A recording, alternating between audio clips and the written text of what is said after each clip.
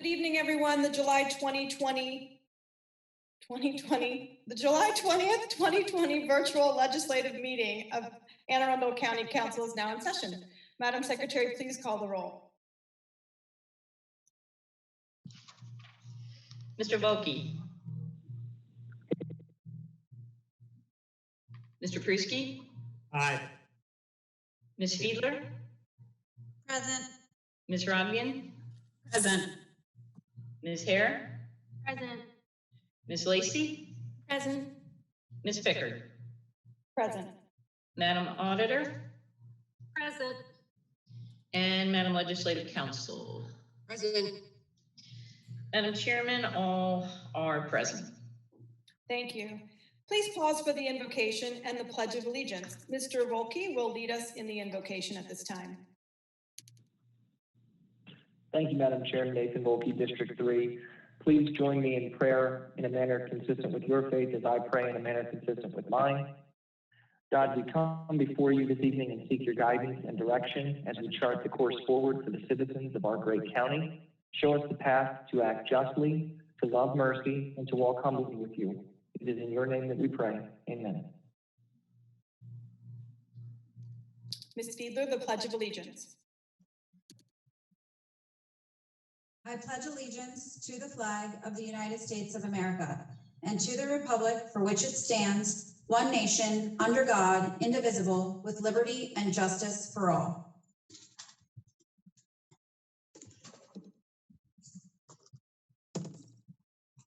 Thank you. Madam Secretary, please read the Open Meetings Act statement. The county attorney has asked that I read the following statement.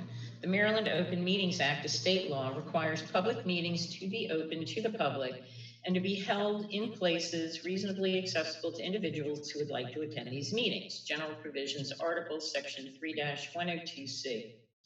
The virtual format of this meeting of the County Council is due to the COVID-19 emergency and is necessary in light of the serious health risks associated with public gatherings, as well as the governor's various executive orders limiting public gatherings. While a virtual meeting of this type was not envisioned by the Open Meetings Act, steps have been taken to ensure that this virtual meeting includes alternate accessibility features that the Open Meetings Act Compliance Board and the courts have reviewed and approved, such as having a call-in phone number that allows anyone with a telephone to call and listen to the meeting, broadcasting the meeting with video and audio on cable TV and on the web, and allowing written public comments to the legislation be filed with the clerk and considered by the council. The County Office of Law has opined that the public access provided by this technology makes this virtual meeting reasonably accessible to the public and therefore complies with the Open Meeting Act. Thank you. Madam Secretary, please read the ethics statement. The Ethics Commission has asked that I advise you that under certain circumstances, members of the public may qualify as lobbyists when they testify before the County Council. If so, the law requires that certain information be filed with the Ethics Commission. The chairman of the Ethics Commission has asked that those who wish to testify in any form review the general information on the lobbying sheet located on the Ethics website under Forms and Publications. If there are any questions about lobbying requirements, please contact the Ethics Commission at 410-222-4413. Thank you. Because this is a virtual meeting, we cannot be physically located in Annapolis, the county seat, and we cannot provide reasonable seating facilities for the news media. May I have a motion to suspend Rules 3-103 and 3-106? Lacey, so moved. May I have a second? Councilman Pruski, second. Thank you. Madam Secretary, please call the roll on the motion to suspend Rules 3-103 and 3-106. Mr. Volkey? Mr. Volkey? Nay. Mr. Pruski? Aye. Ms. Fiedler? Aye. Ms. Rodvian? Aye. Ms. Hare? Aye. Ms. Lacey? Aye. Ms. Pickard? Aye. 6 in the affirmative, 1 in the negative. The motion to suspend Rules 3-103 and 3-106 is passed. In addition, we cannot provide reasonable seating for the public, and we cannot offer members of the public who wish to speak at invitation to audience or on agenda items opportunities to testify directly before the County Council. However, any testimony submitted through our online tool has been received by all council members and is posted online for the public to view, and counts of the submissions will be announced at the appropriate times. May I have a motion to suspend Rule 3-105? Lacy, so moved. Councilman Persky, second. Madam Secretary, may I have call the roll on the motion to suspend Rule 3-105? Mr. Volkey? Nay. Mr. Pruski? Aye. Ms. Fiedler? Aye. Ms. Rodvian? Aye. Ms. Hare? Aye. Ms. Lacy? Aye. Ms. Pickard? Aye. 6 in the affirmative, 1 in the negative. Motion to suspend Rules 3-105 is passed. Thank you. We will now open our invitation to audience. Madam Secretary, do we have any comments or communications on any subject not included in the printed agenda received from members of the public? Yes, Madam Chair, we had one submission of written testimony, which was shared with the council and posted on the county website. Thank you. The invitation to audience is now closed. Is there any item any council member would like to place on the agenda at this time? Mr. Volkey? Thank you, Madam Chair. Nathan Volkey, District 3. I would like to place at the toward the end of our agenda, before the other business, but after the public hearing on all bills, a discussion about the county's reopening plan for county employees and how that plan impacts services to our constituents.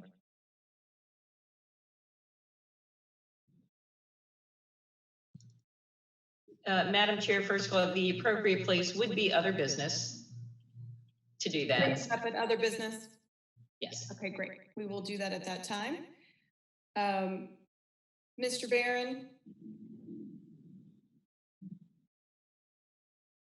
Is Mr. Barron here?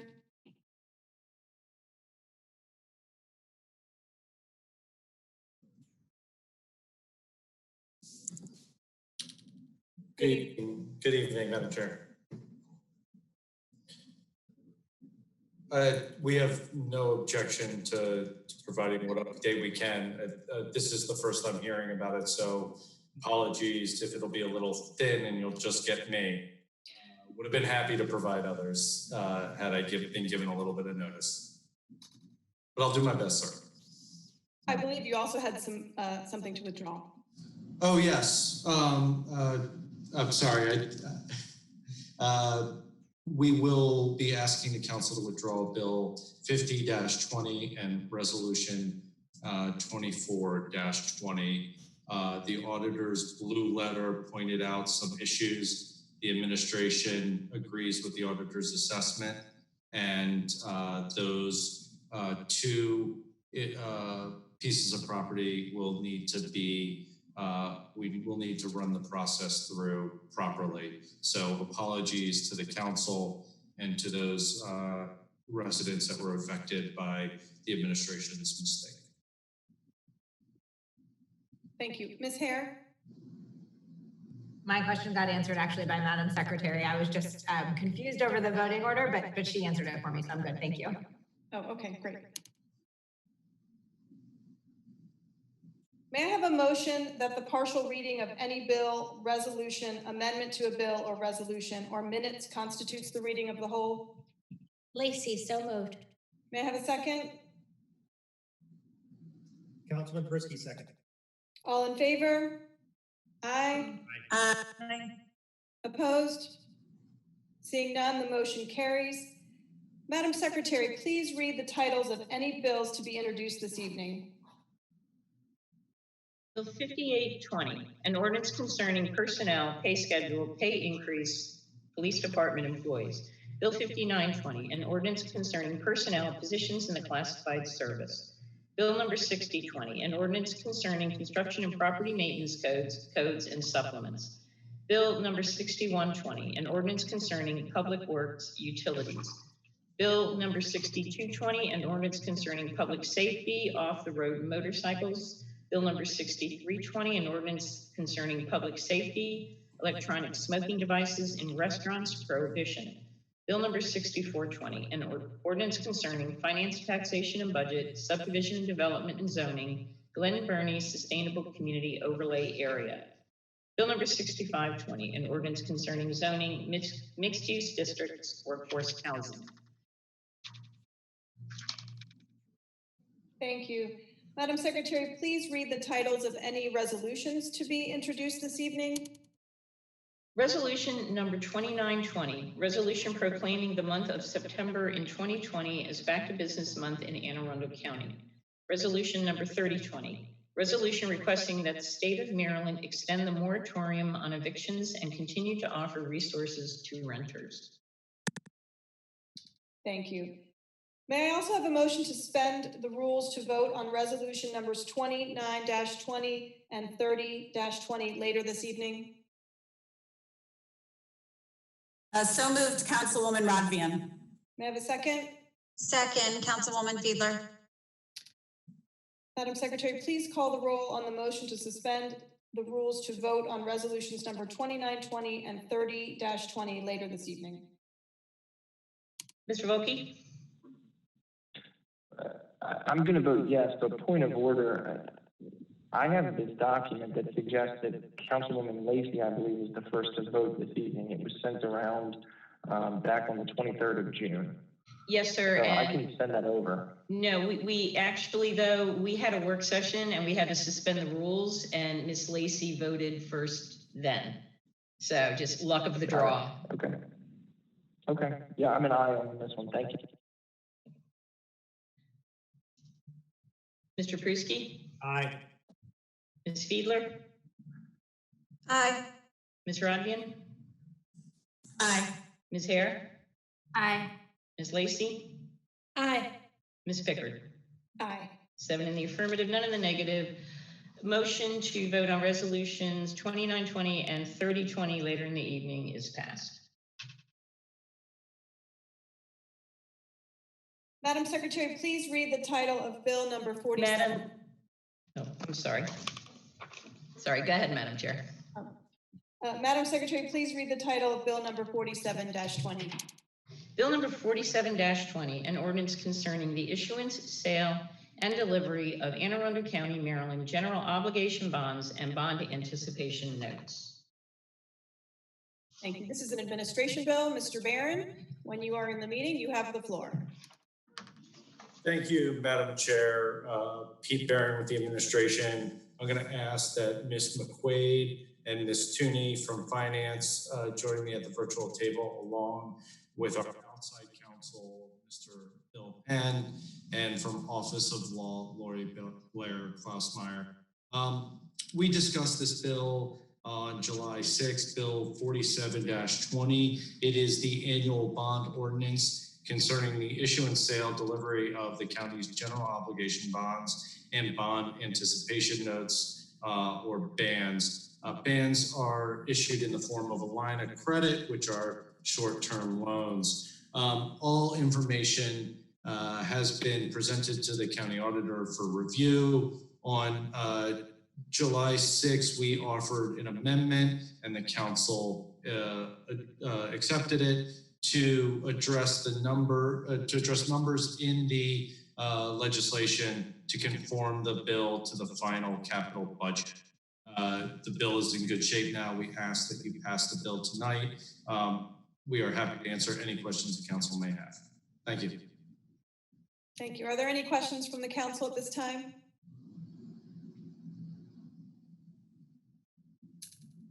Seeing none, we will now open the public hearing. Madam Secretary, do we have any testimony received from members of the public? No, Madam Chair, we have had no submissions of written testimony on Bill 47-20. Thank you. The public hearing on bill number 47-20 as amended is now closed. Madam Secretary, please read the title of bill number 47-20 as amended. Bill number 47-20, an ordinance concerning the issuance, sale, and delivery of Anne Arundel County, Maryland general obligation bonds and bond Anticipation notes. Is there any discussion from the council at this time? Seeing none, Madam Secretary, please call the roll on bill number 47-20 as amended. Mr. Volkey?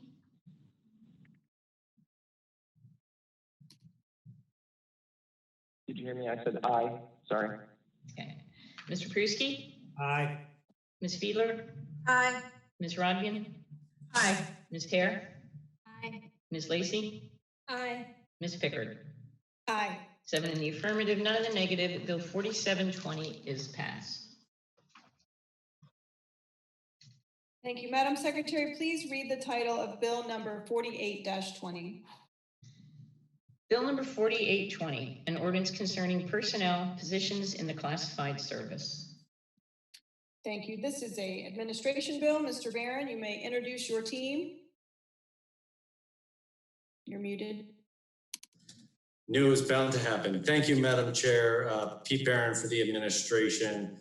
Joining me at the virtual table will be Ms. Dickerson from Personnel, from Budget, Mr. Taru, and from Office of Law, Ms. Klausmeyer will be sticking around. Bill 4820 was discussed at the work session on July 14th. This is the personnel bill, which is the result of the FY21 budget for new class titles in the classified services, or service, excuse me. We've met with the auditor and are working on a plan to bring this bill and some other personnel legislation earlier in the process in future years. The issues surrounding the timing of the personnel legislation that flows from the budget has been a consistent issue, which leads me to discuss the issue Madam Auditor identified in her blue letter. We agree with Madam Auditor that there was an issue with the police fiscal operations and management administrator title, which was called the Assistant Director of Police in the approved budget. The pay scale, the job description, everything was the same, but the title. And therefore, the administration will be introducing a bill tonight, which is Bill 5920, which fixes the issue Madam Auditor raised. We ask that you pass this bill tonight, knowing that we will address the issue that was raised in Madam Auditor's blue letter when we reconvene in September. With that, happy to answer any questions. Are there any questions for the administration? Seeing none, we will now open the public hearing on bill number 48-20. Madam Secretary, do we have any testimony received from the public, from members of the public on 48-20? No, Madam Chair, we've received no submissions of written testimony on Bill 4820. Thank you. The public hearing on bill number 48-20 is now closed. Madam Secretary, please read the title of bill number 48-20. Bill number 4820, an ordinance concerning personnel positions in the classified service. Is there any further discussion from my colleagues? From the administration? Seeing none, Madam Secretary, please call the roll on bill number 48-20. Mr. Volkey? Aye. Mr. Pruski? Aye. Ms. Fiedler?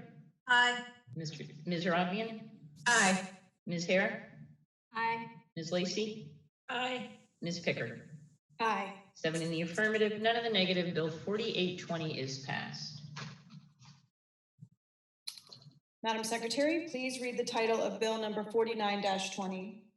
Bill number 4920, an ordinance concerning personnel, court and state's attorney, employees pay and benefit plan. This is an administration bill. Mr. Barron, you can introduce your team and you have the floor. Thank you, Madam Chair. I'm going to keep the same crew at the virtual table. So Pete Barron with the administration. Joining me is Ms. Dickerson from Personnel, Mr. Taru from Budget, and Ms. Blair Klausmeyer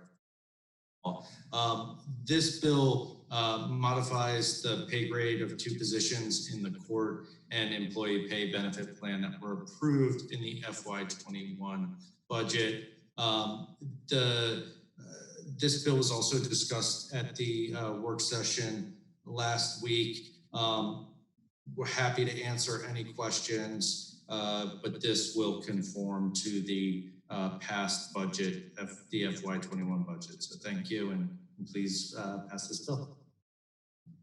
Are there any questions for the administration regarding 49-20? Seeing none, we will now open the public hearing. Madam Secretary, do we have any testimony received from members of the public? You're muted. Sorry.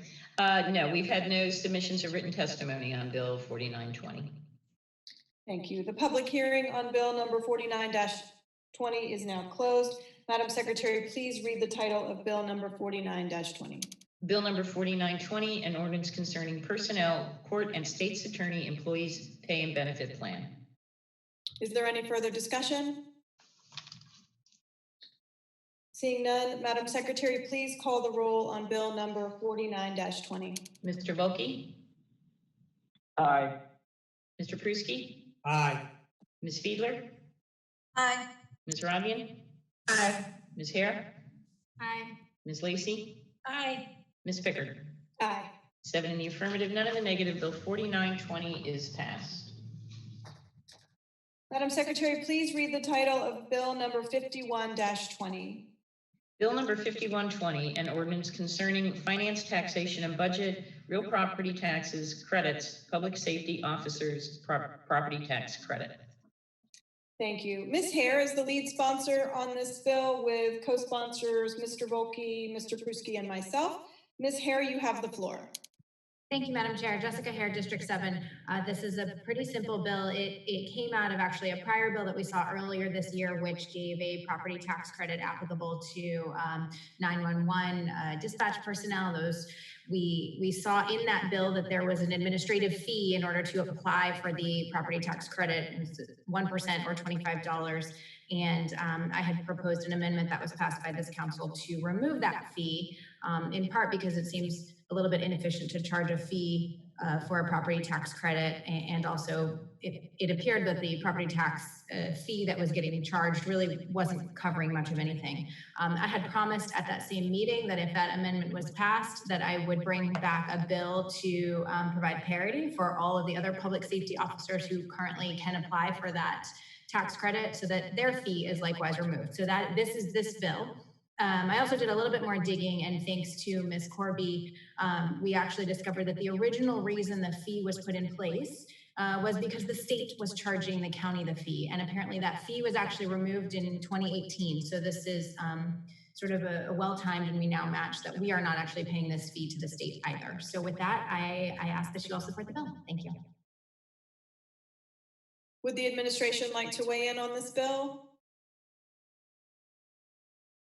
Thank you, Madam Chair, Pete Barron for the administration. I'm going to ask Ms. McQuaid from Finance, Mr. Hassim from Budget, and Ms. Kenny from Law to join me at the virtual table. If everyone will recall, the administration supported the amendment Councilwoman Hare brought on the previous bill.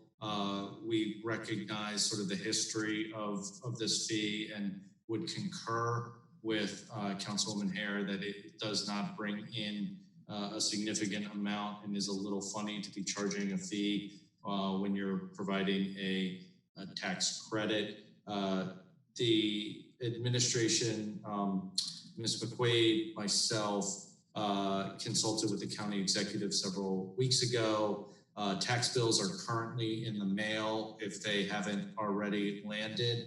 The code states that the administration may charge the fee. The administration elected this year to remove the fee from this year's tax bills. So no fee is being charged this year, and the administration is perfectly comfortable with removing the fee for future years. With that, happy to answer any questions. Are there any questions or comments from the council? Seeing none, we will now open the public hearing. Madam Secretary, do we have any testimony received from members of the public on this bill? No, Madam Chair, we've had no submissions of written testimony on Bill 51. Okay, thank you so much. The public hearing on bill number 51-20 is now closed. Madam Secretary, please read the title of bill number 51-20. Bill number 5120, an ordinance concerning finance, taxation, and budget, real property taxes, credits, public safety officers' property tax credit. Last chance for any questions or comments? Seeing none, Madam Secretary, please call the roll on bill number 51-20. Mr. Volkey? Aye. Mr. Pruski? Aye. Ms. Fiedler? Aye. Ms. Rodvian? Aye. Ms. Hare?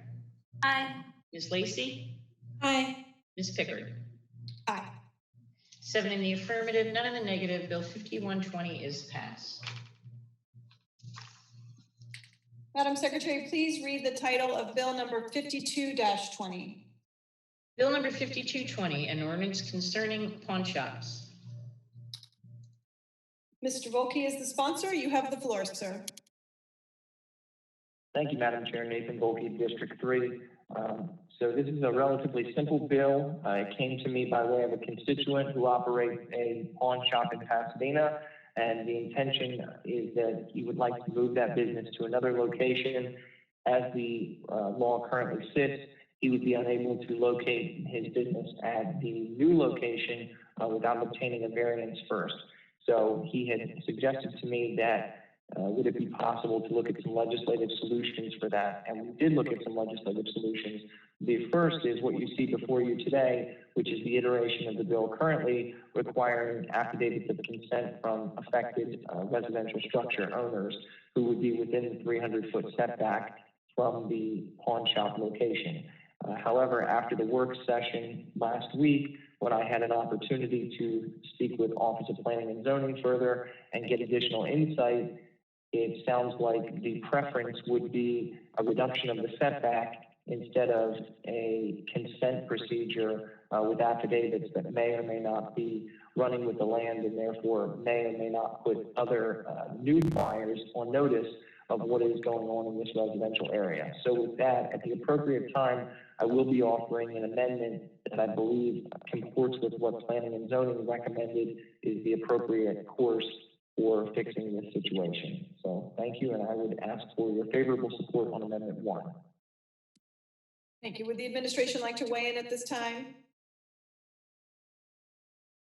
Thank you, Madam Chair. Trying to find my buttons here. So Pete Barron with the administration. I'll ask Ms. Lori Rhodes from Planning and Zoning, Mr. Bryant from INP, and Ms. Kenny from Law to join me at the virtual table.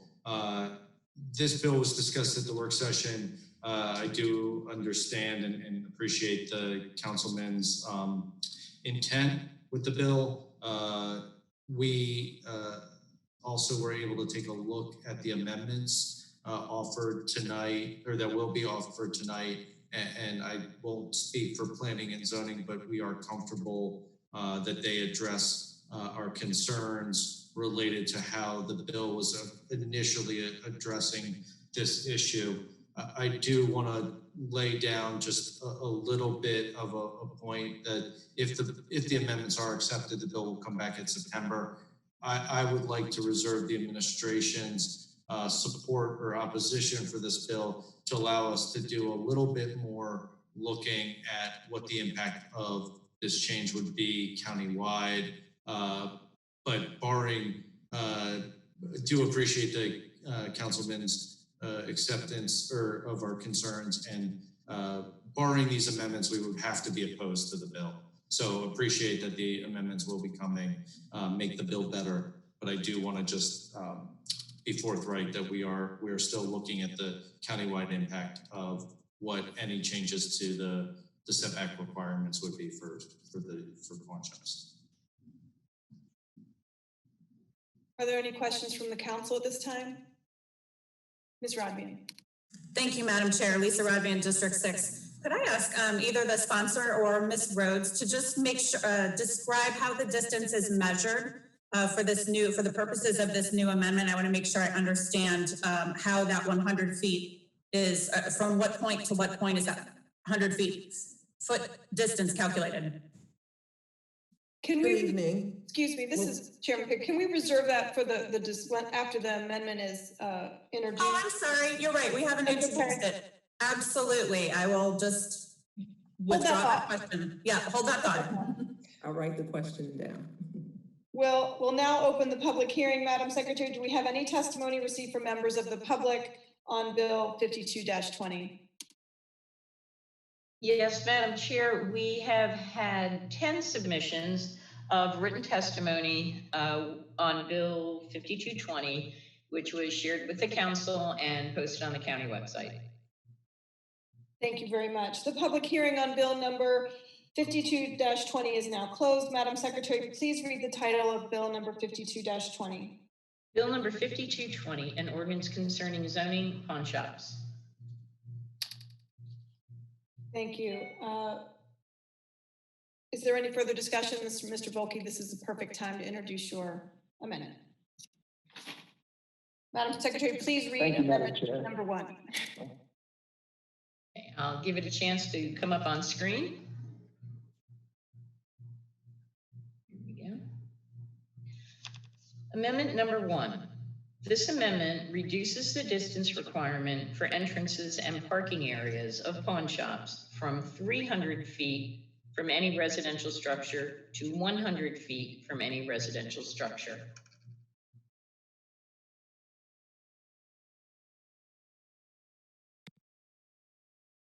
Is there a motion to adopt amendment number 1? Mr. Volkey. Thank you, Madam Chair. Nathan Volkey, District 3, so moved to adopt amendment number 1. Is there a second? Hare, second. Thank you. Is there any discussion? Mr. Volkey.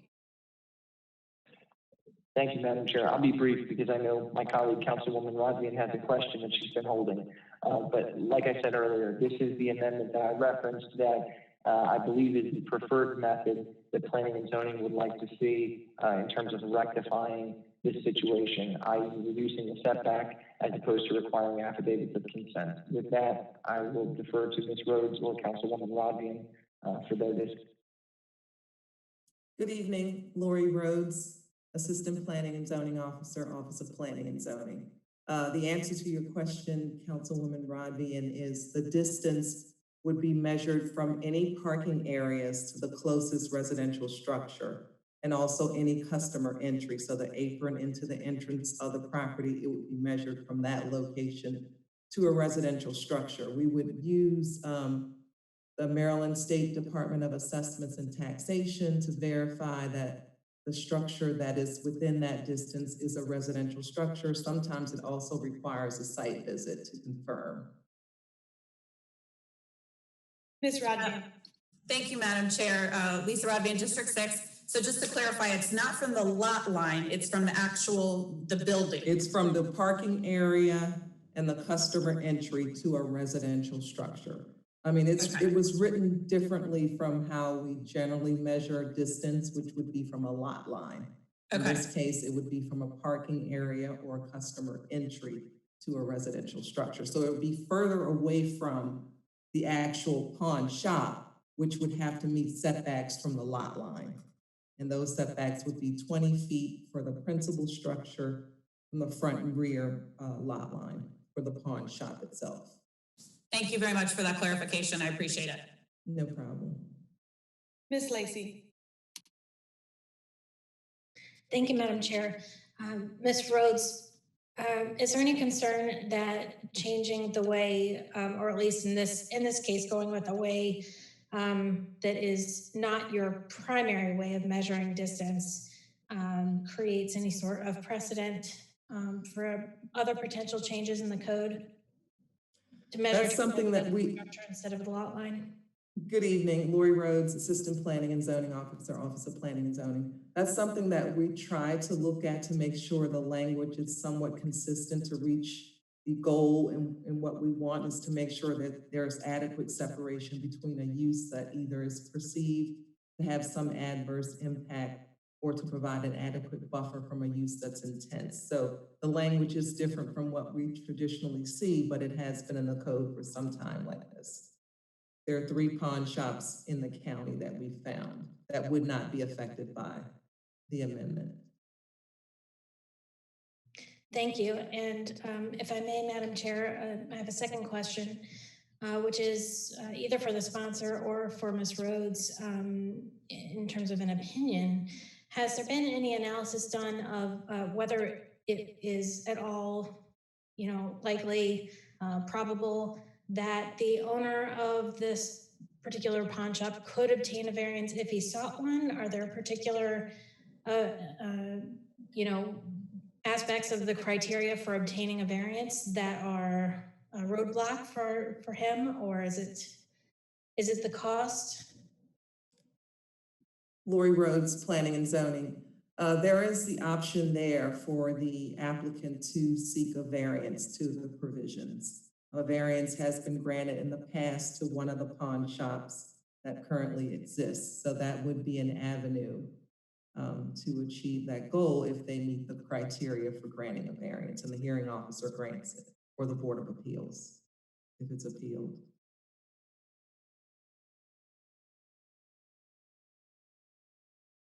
Mr. Volkey.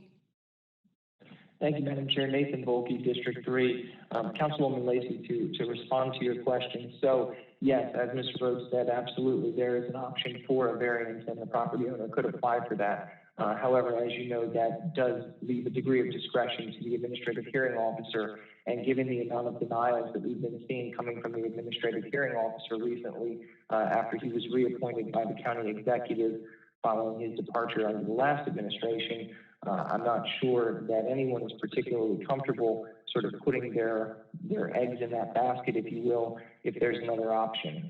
So with that being said, when I spoke with the property owner, having looked at this and having seen the particular piece of property that they're trying to use, where it's located, knowing his history in the community, that was why I was comfortable moving forward with the affidavits of consent avenue for this, just because in this particular location it seemed appropriate. When Planning and Zoning came in and said that we would prefer to not see that as the avenue that you take, but instead to reduce the setback, I was perfectly comfortable with that, from the standpoint of that's actually more of a benefit to this owner and other owners than the originally intended avenue, which I think was a much smaller request. So with that being said, I am happy to do the amendment and reduce the setback. I've not heard of major issues where pawn shops are becoming problems for surrounding residential areas. I'm certain that there has been a stigma over time of elements that a pawn shop would bring, but having worked with this particular pawn shop owner and talked with him and heard from community members, he's nothing but an upstanding community member, and they don't have any of the problems that might be associated with the pawn shop. So I'm quite comfortable with this legislation, and I do think that this is a more certain avenue for business owners in this county, as opposed to seeking the variance, which in this case would put him into a situation where the rules do not allow him to do what he wants to do, and therefore he would have to go and ask special permission. So this is a policy decision by the council, and if we do elect to move forward and change the policy because we think it's appropriate, it will provide the business owner with certainty moving forward. Thank you.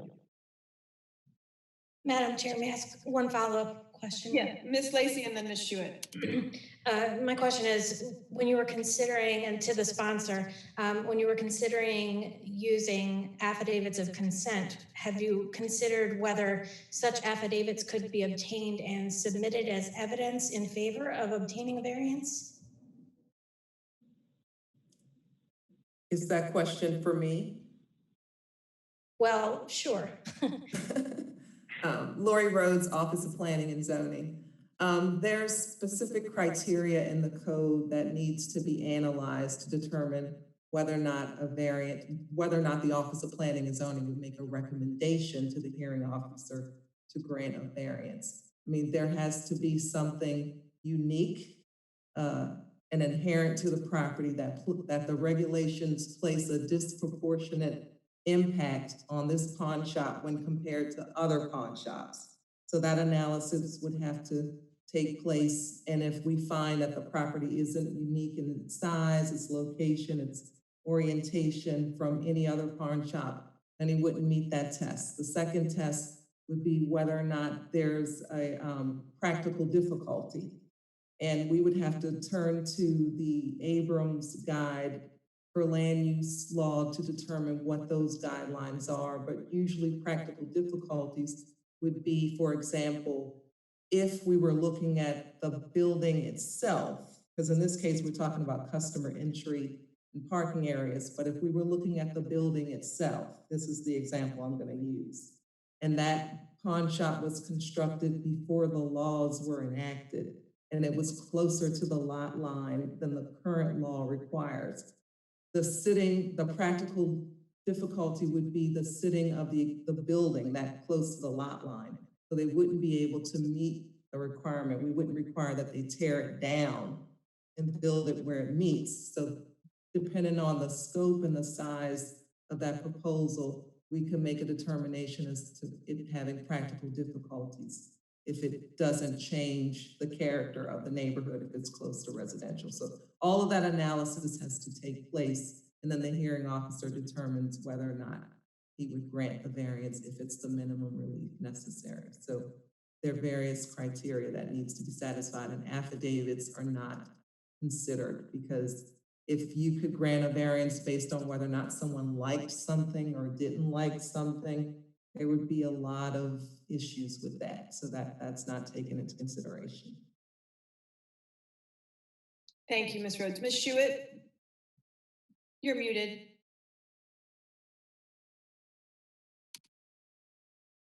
Thank you, Madam Chair. Ms. Rhodes, I also, as we were drafting this bill, one of the things I looked at was the likelihood of getting a variance. And the criteria here, which include unique physical conditions such as irregularity, narrowness, or shallowness of the lot size, but the end is that there's no reasonable possibility of developing the lot in strict conformance with this article. I mean, there's a possibility of developing this lot in accordance with the requirements of the article, it appeared to me anyway, as well as the next one, also exceptional circumstances that or practical difficulties that would mean that the applicant couldn't develop the lot. So it seemed to me that there was a very low likelihood of a variance being granted in this case. Do you agree? I would probably agree with that, yes. Thank Not you. knowing where this property is located, but knowing the use and what the criteria is, that would be a high burden for them to meet, those tests. Thank you, Ms. Rhodes. Is there any further discussion on amendment number 1? Seeing none, Madam Secretary, please call the roll on amendment number 1. Mr. Volkey? Aye. Mr. Pruski? Aye. Ms. Fiedler? Aye. Ms. Rodvian? Aye. Ms. Hare? Aye. Ms. Lacy? Aye. Ms. Pickard? Aye. 7 in the affirmative, none in the negative. Amendment number 1 is adopted. Thank you, Madam Secretary. Bill number 52-20 as amended will be heard on September 8th, 2020. Madam Secretary, please read the title of Bill number 53-20. Bill number 5320, an ordinance concerning public works, county rights of way, zoning, small cell systems, commercial telecommunication facilities. Mr. Volkey, you are the lead sponsor on this bill. You have the floor. Thank you, Madam Chair. Nathan Volkey, District 3 again. So similar to the last bill, there will be an amendment at the appropriate time to this bill that addresses a number of the concerns that were raised during the work session last week by the administration. I also had an opportunity to speak with representatives from the community in drafting this bill. I've had an opportunity to speak with the industry groups, particularly Verizon and Milestone, who are involved with this.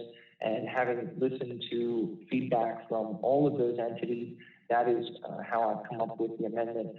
Looking at the actual bill itself, The intention with this bill is to provide that if a carrier or other telecommunications provider is intending to locate a small cell system or a cell tower system, a telecommunication facility, on school-owned properties, on public schools, that will require a technical analysis. That's what the amended version of this bill will do if the amendment passes.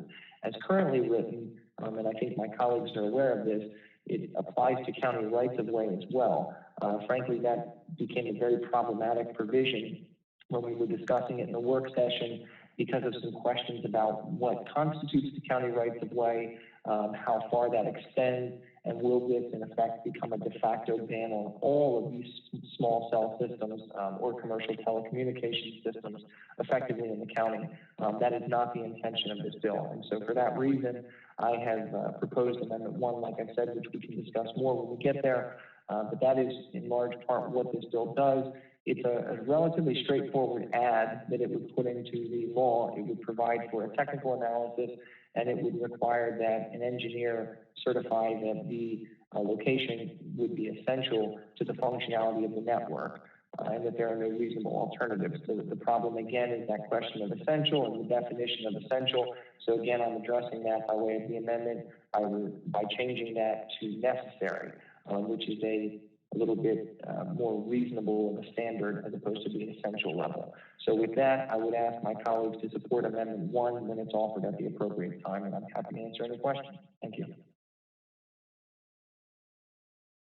Would the administration like to weigh in at this time on Bill 53-20? Thank you, Madam Chair. Pete Barron for the administration. I'm going to ask Ms. Rhodes from Planning and Zoning to join me at the table, along with Ms. Romans from Central Services, Mr. Shaknovich from the schools, Ms. Blair Klausmeyer from Office of Law.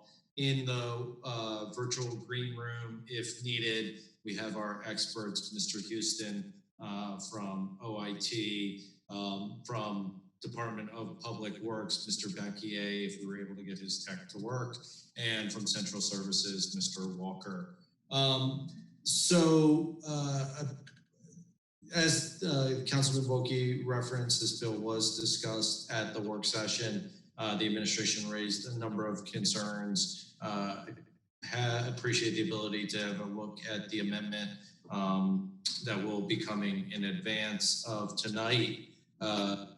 It is interesting to see a definition issue coming from you, Mr. Volke, but I'm glad we are taking care of it.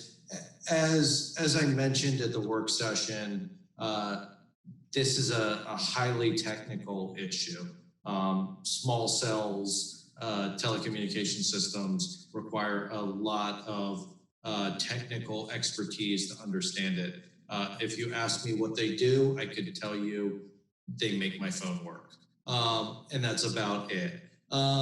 So this council passed 2 bills related to small cells last year, which we worked very hard with members of this council, Councilman Volke included, people from the industry, the general public, folks that are in favor of these systems, folks that are opposed to these systems. It took us a long way to get to legislation that we believe was the strictest that we would be allowed under federal law for a countywide bill. Understand this bill affects only a narrow set where we are, or the school system is the property owner, which does allow a little bit more flexibility. So that was a long way around me saying the administration can't support the bill as drafted. With the amendments, we would like to review the issue very carefully, but we think these amendments bring it a long way towards being something that can work. But like I mentioned, there were in the work up to the small cell bills in the previous year, there were issues that I thought were fine and somebody would say, well, did you think about this or did you think about that? So happy to work with Councilman Volkey, Ms. Schuett, any member of the council, with our experts who are here at the table to address any issues that may come up. I'm going to ask that Mr. Shagnovich say anything that he feels necessary, and then the rest of us are happy to answer any questions. And like I mentioned, I have a couple of our actual subject matter experts available.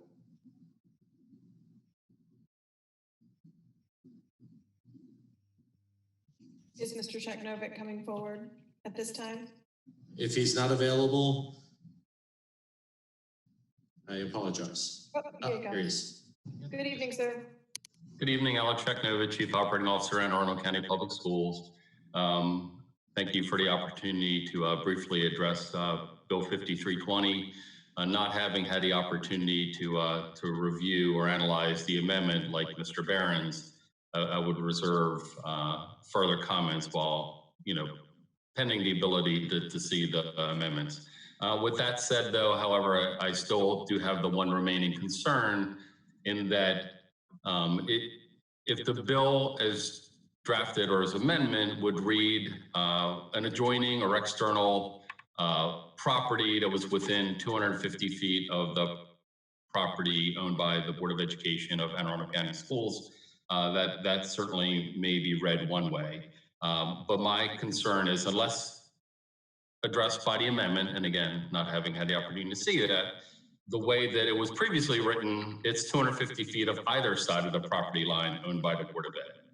And as I mentioned during the work session, it has always been our intent to try to position telecommunication structures that are, as far as possible, away from the brick and mortar school, the physical boundaries of the school. This bill as drafted could potentially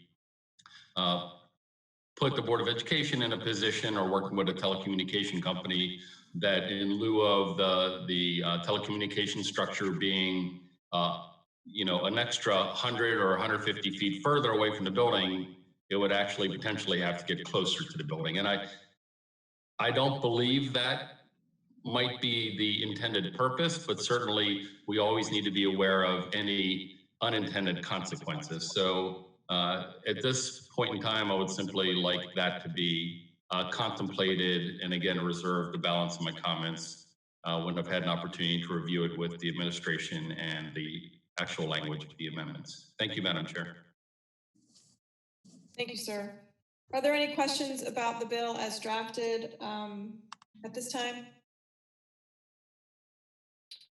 Seeing none, we will now open the public hearing. Madam Secretary, do we have any testimony received from members of the public on Bill 53-20? No, Madam Chair, we've had no submissions of written testimony on Bill 5320. Thank you. The public hearing on Bill number 53-20 is now closed. Madam Secretary, please read the title of Bill number 53-20. Bill number 5320, an ordinance concerning public works, county rights of way, zoning, small cell systems, commercial telecommunication facilities. Is there any further discussion? Mr. Volkey. Thank you, Madam. Sorry. Thank you, Madam Chair. Is this the appropriate time for me to move Amendment 1? I should read it in first. Madam Secretary, please read Amendment number 1. Amendment number 1. This amendment adds a requirement to both the, let me wait for it to be on screen, sorry. Okay. Amendment number 1. This amendment adds a requirement to both the conditional and special exception used requirements for commercial telecommunication facilities to require a technical analysis that certifies the necessity of locating a commercial telecommunication facility on a property used for a public school and makes technical adjustment to terminology.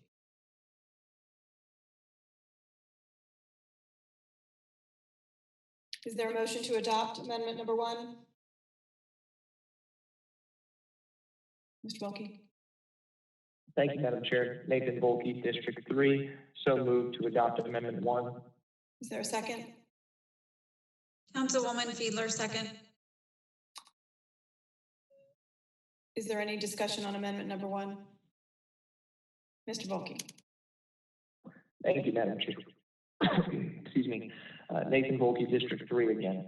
As I gave a little prelude to in discussing the bill itself, this amendment does attempt to address a number of the concerns that were raised at the work session, both by the county and by the school system, as well as by the telecommunications carriers.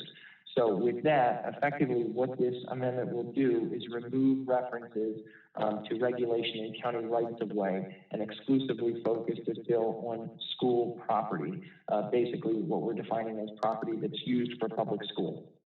In addition, it changes the threshold from a finding of a technical analysis that said facilities are essential to the network and instead replaces that with the term necessary to the network. It also removes this reference to the 250 feet of the lot line that had been referenced by Mr. Shaknovich because as I have referred to it with others, it creates a bit of a perverse inversion of the intent of this bill, which is not to place these closer to schools, but in fact to say if they are going to be placed on school property, that there be the requirement that a technical analysis is shown to make these a necessary part of the network. So that is the intention with this, and that is what this amendment will do. I believe it does in large measure address most of the concerns that were raised by folks at the work session. So with that, I would ask that my colleagues support amendment number 1 and move it favorably so that we can get this bill into a place where we can vote on it in September and hopefully pass it. Thank you. Are there any questions for the sponsor of the amendment? Well, this is Allison Pickard, Chair D2. I have a question. Does the sponsor think a telecommunications company would be erecting a cell tower that's unnecessary? Mr. Volkey. Thank you, Madam Chair. Nathan Volkey, District 3. I would not go so far as to say that they would erect one that is unnecessary.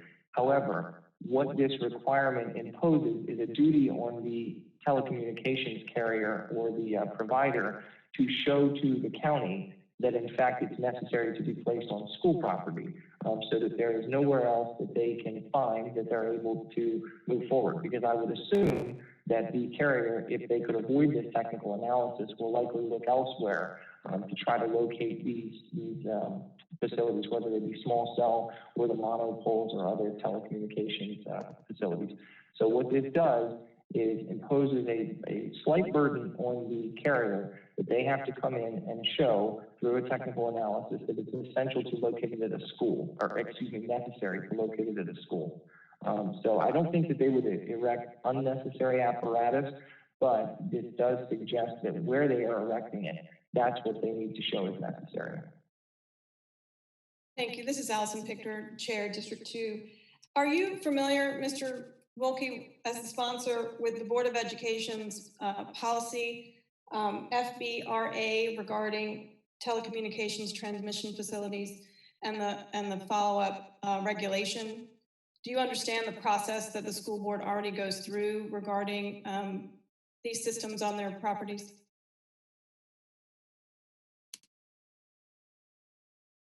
Mr. Volkey. Thank you, Madam Chair. Nathan Volkey, District 3. Yes, I actually have the policy in front of me, the FDRA Telecommunication Transmission Facilities Policy. I'm looking at page 1 of 4. And yes, I have had an opportunity to review that. And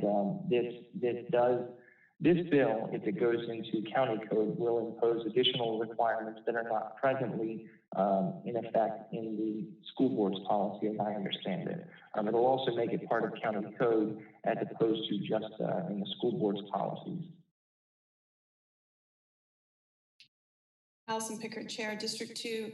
So I have some concerns. I voiced my concerns about the bill at the work session, and those questions related to wherever the property was.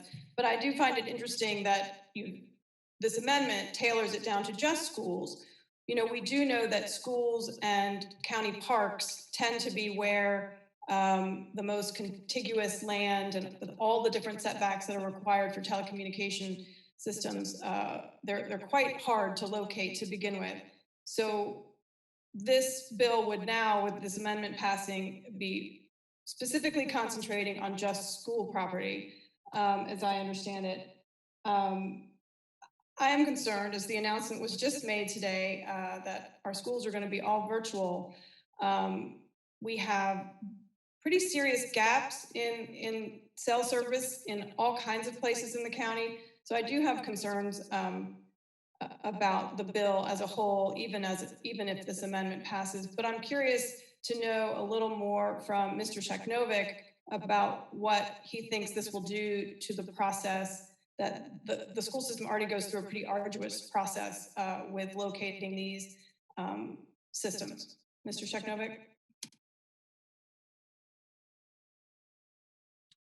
Again, Alex Shekno, Chief Operating Officer at Arundel County Public Schools. So the processes by which the Board of Education and superintendents and staff go through vetting telecommunication facilities does rather far surpass the requirements that are contained within the county code already.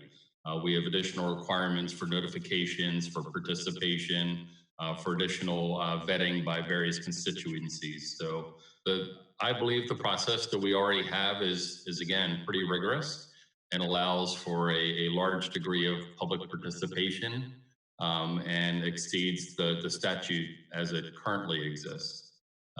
This simply would be, again, not a modification to the Board of Education policy or regs, but another requirement on the part of the regulatory authorities that an applicant would have to navigate through, but again, only as it applies to schools. So if a school and if a small school was directly adjacent to a very large park, the applicant could put the structure on the park without having to navigate this additional step, even though there would be far less public hearings, far less notification, far less scrutiny and oversight on the park, and now not even having to do this. And yet at the adjoining property, and many of our properties do abut with recreation and parks lands already, there would be this additional procedure for potentially the smaller and more populated school structures. So it's not modifying the Board of Education's processes, it's modifying the county code.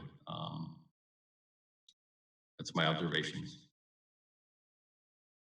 Thank you. Are there any other questions or discussion regarding amendment number 1? Mr. Volke. Thank you, Madam Chair. I just wanted to make sure I understood correctly when Mr. Sheknovich was talking about the current policy for the Board of Education and then how that compares to the current county code. I just want to make sure that I'm clear. As I read the policy that the Board of Education currently has, I do not note anywhere in there, although there are quite a few, as you mentioned, opportunities for public comment, I didn't note anywhere in there that there is a requirement of a technical analysis certifying the necessity of the facility to the functionality of the overall system. Did I miss that somewhere, or is that not in the current board policy? Alex Shekno, Chief Operating Officer. That would not be in the current board policy. There are provisions within the planning and zoning code that speaks to analyzing and ruling out adjoining parcels or properties. So that would be contained within the regulatory structure of the county rather than a Board of Education driven requirement. Okay, thank you, sir. Ms. Fiedler. Thank you, Madam Chair. Amanda Fiedler, District 5. I just, before we take a vote on the amendment, I just want to remind my colleagues that this amendment was drafted directly from the conversations during the work sessions and the challenges that were brought up. And I appreciate Councilman Volke taking the time to try to work on an amendment to cover all of those concerns. So thank you. Is there any further discussions on amendment number 1? Ms. Rodvian. Thank you, Madam Chair. I look forward to supporting this amendment. I think it's, it does leave the possibility, if there is no other alternative, to place either a small cell or a cell tower on a school property if that's needed. But if there are other alternatives, I think that's where we should be looking. So I'm glad to support this amendment, and I will also chime in with my colleague, Councilwoman Fiedler, to thank the sponsor for looking at, solutions to the issues raised. Is there any further discussion on amendment number 1? Madam Secretary, please call the roll on amendment number 1. Mr. Volkey? Aye. Mr. Pruski? Nay. Ms. Fiedler? Aye. Ms. Ronvian? Aye. Ms. Hare? Aye. Ms. Lacy? Nay. Ms. Pickard? Nay. 4 in the affirmative, 3 in the negative. Amendment number 1 is adopted. Thank you, Madam Chair. Bill number 53-20 as amended will be heard on September 8th, 2020. Madam Secretary, please read the title of resolution number 17-20.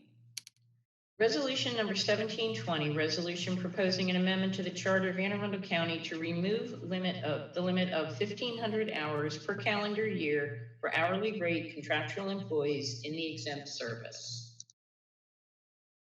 Thank you. This is an administration resolution, and I would like to remind my colleagues that we concluded the public hearing. So tonight will be a vote-only situation. Mr. Barron, you have the floor. Thank you, Madam Chair. I'm going to ask that Ms. Dickerson from Personnel, Ms. Penley from Health, Ms. Lays from Rec and Parks, and Ms. Blair Klausmeyer from Office of Law join me at the virtual table.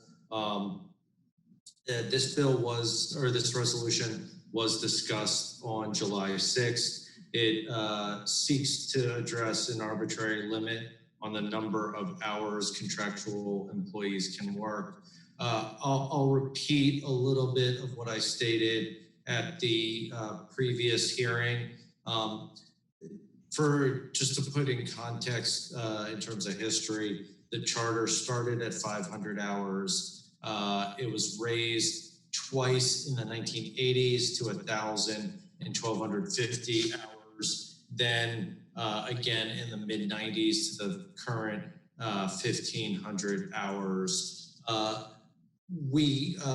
In other jurisdictions, our neighbors have no limits, or in Montgomery and Prince George's, they have lower hour limits than us. I'm going to ask Ms. Lays to weigh in a little bit more with her expertise, but I do want to make the point. I've had a couple of conversations with a number of you.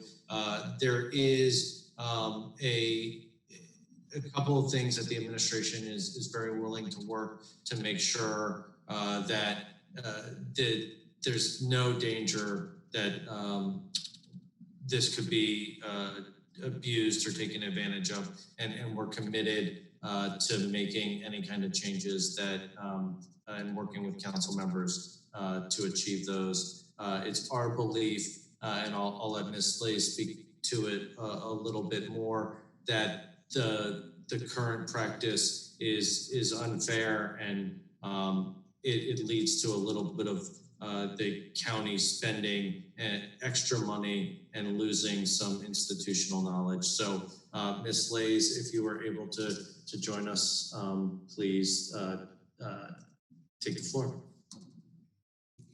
Jessica Lays, Rec and Park. Thank you. As we talked about last time, with being one of the largest contractual workforce for Anne Arundel County, lifting this limitation is extremely advantageous to our day-to-day operations. We realized after numerous conversations that this doesn't fix all of the problems in the county merit system, but this does work towards a better solution of how to meet the needs of our county workforce while providing the services to the residents of Anne Arundel County. It will fix the amount of hours that the current county contractual employees can work. So those existing contractual employees can earn more money and work more hours, that they don't get capped off at the 1,500 hours, which will also provide them more opportunities that they can do multiple jobs or take on some services or programs that they've not been afforded the opportunity to do under the limitation.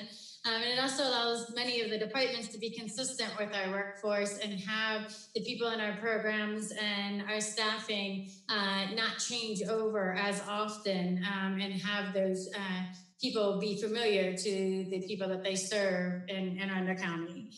I'm well aware it doesn't fix some of our retention issues. It's not making them permanent employees and providing pension for them. And it won't really promote longevity. But I think from the contractual workforce's point of view and from an operating department, it is a step in the right direction to make things a little bit more fluent and a little bit more flexible for county departments.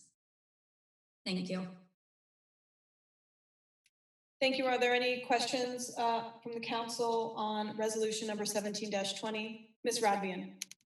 Thank you, Madam Chair. Lisa Rodvian, District 6. This isn't really a question, but I just wanted to say thank you to Ms. Lays and to Mr. Barron, as well as Ms. Dickerson, who all either reached out or took the time to have pretty extensive discussions about this resolution. I was one of those folks that had reservations that this that this particular resolution, if it passed, could turn a lot of county jobs into another part of our gig economy that seems to be growing.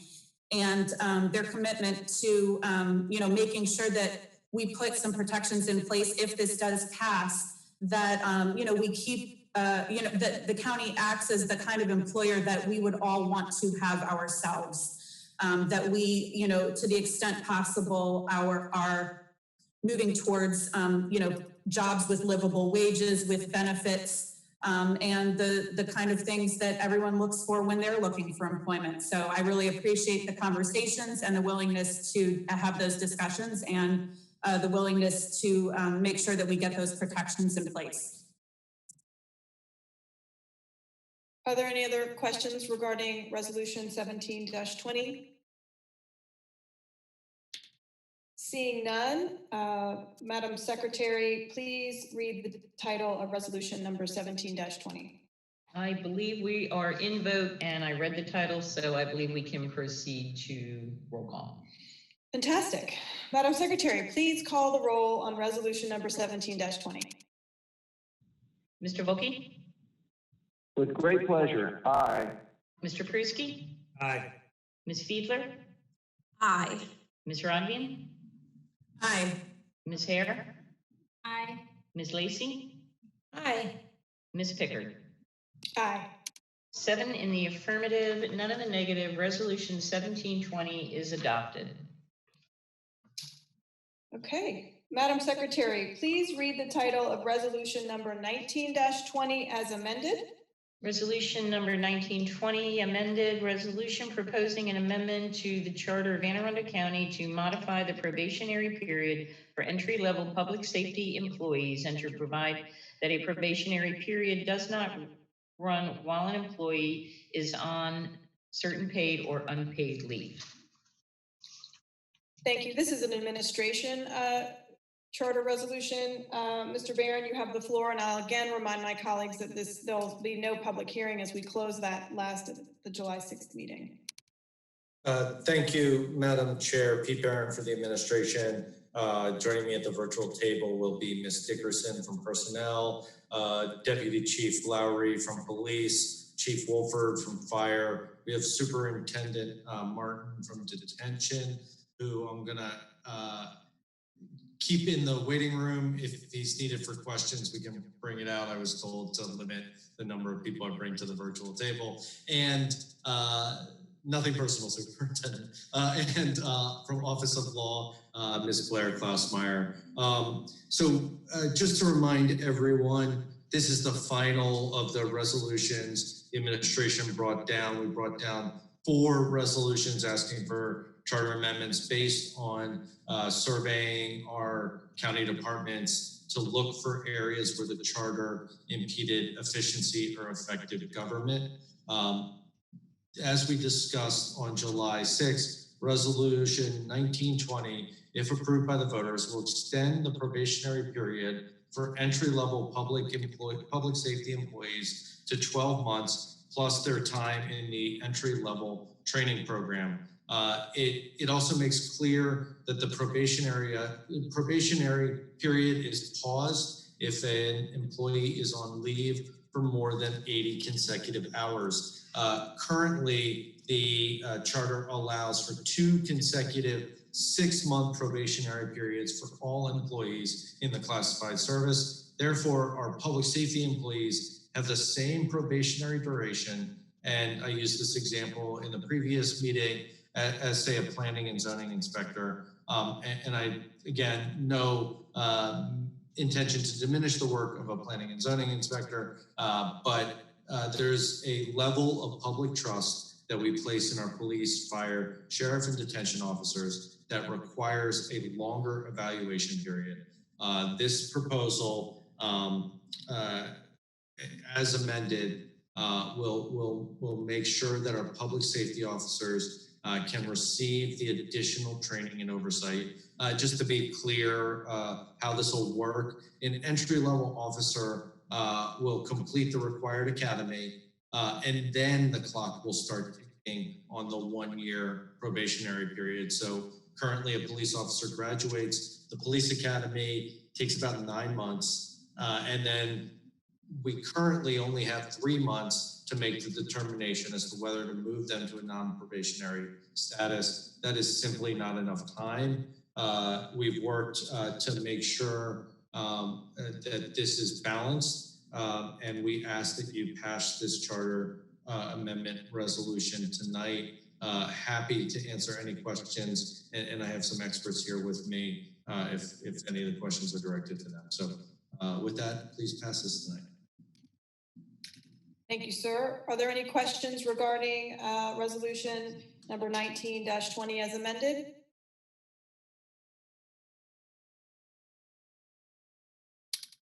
Seeing none, this is Allison Pickard, Chair, District 2. I would just thank the administration for working through some issues with our represented employees of the public safety realm.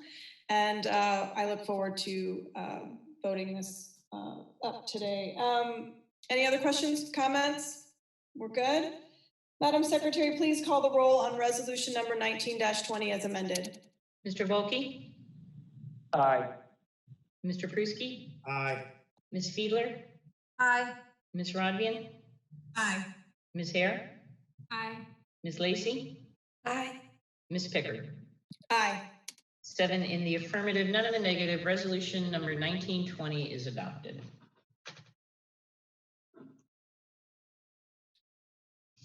Thank you. Madam Secretary, please read the title of resolution 23-20. Resolution number 2320, resolution approving estimates of the annual costs of providing health insurance benefits and the employer subsidies used to determine the rates of certain participants under the county employee and retiree health benefits program.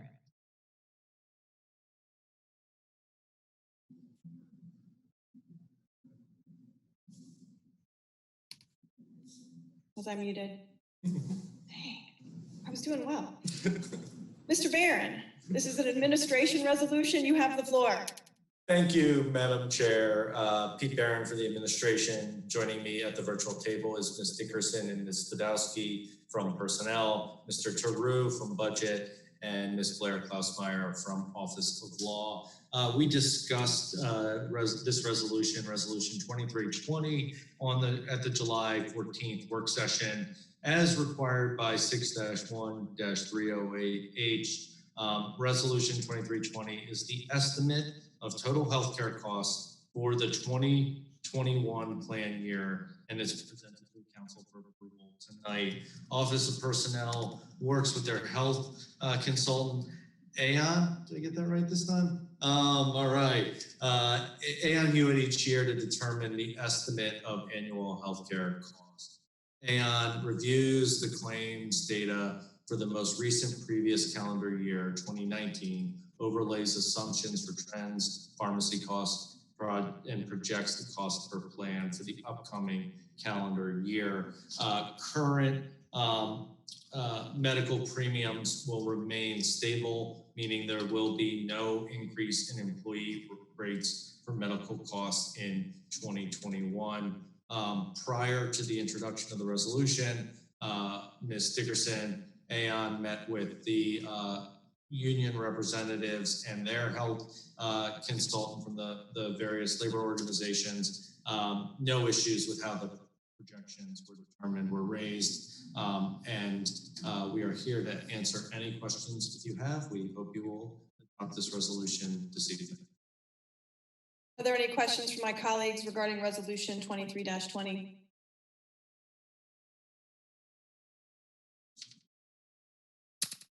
Seeing none, we will now open the public hearing. Madam Secretary, do we have any testimony received from members of the public? No, Madam Chair, we've had no written submissions of testimony on Resolution 2320. Thank you. The public hearing on resolution number 23-20 is now closed. Madam Secretary, please read the title of resolution number 23-20. Resolution 2320, resolution approving estimates of the annual cost of providing health insurance benefits and the employer subsidies used to determine the rates for certain participants under the County Employee and Retiree Health Benefits Program. Is there any further discussion at this time? Seeing none, Madam Secretary, please call the roll on resolution number 23-20. Mr. Volkey? Aye. Mr. Pruski? Aye. Ms. Fiedler? Aye. Ms. Rodvian? Aye. Ms. Hare? Aye. Ms. Lacy? Aye. Ms. Pickard? Aye. 7 in the affirmative, none in the negative. Resolution 2320 is adopted. Madam Secretary, please read the title of resolution 25-20. Resolution number 2520, resolution approving the determination of certain unimproved county-owned property being part of Old Admiral Court in Annapolis, Maryland, as surplus property. This is an administration resolution. Mr. Barron, you have the floor. Thank you, Madam Chair. Pete Barron for the administration. I'm going to ask Ms. Romans, Ms. Harris, and Mr. Walker from real estate join me at the virtual table as long as there we go. I got Aon right and can't do along. Along with Ms. Niederer from Office of Law. This was also discussed at the July 14th work session. This property is located in Annapolis, Maryland, is comprised of one parcel at the southerly side of Bestgate Road. It's about 120 feet from Bestgate and Old Admiral Court. The property was acquired by the county in 1924. The county has been contacted by Hyatt and Weber, who represent the purchaser, who want to acquire the county-owned property. In your packets, there's a map of the surrounding area. The approximate size is 0.1715 acres.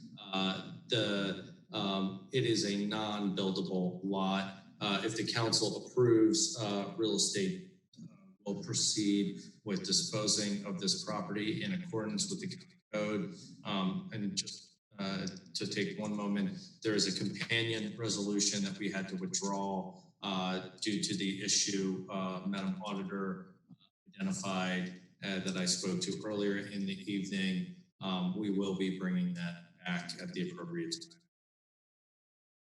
Procedure. So with that, happy to answer any questions on this particular parcel of contained in Resolution 2520. Are there any questions for the administration regarding resolution 25-20?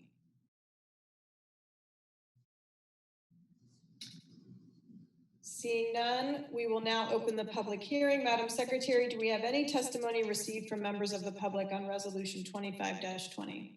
No, Madam Chair, we've received no submissions of written testimony on Resolution 2520. Thank you. The public hearing on resolution number 25-20 is now closed. Madam Secretary, please read the title of resolution number 25-20. Resolution number 2520, resolution approving the determination of certain unimproved county-owned property being part of Old Admiral Court in Annapolis, Maryland as surplus property. Is there any further discussion? Seeing none, Madam Secretary, please call the roll on resolution number 25-20. Mr. Volkey? Aye. Mr. Pruski? Aye. Ms. Fiedler? Ms. Fiedler, you're muted. Aye. Thank you. Ms. Rodvian? Aye. Ms. Hare? Aye. Ms. Lacy? Aye. Ms. Pickard? Aye. 7 in the affirmative, none in the negative. Resolution number 2520 is adopted.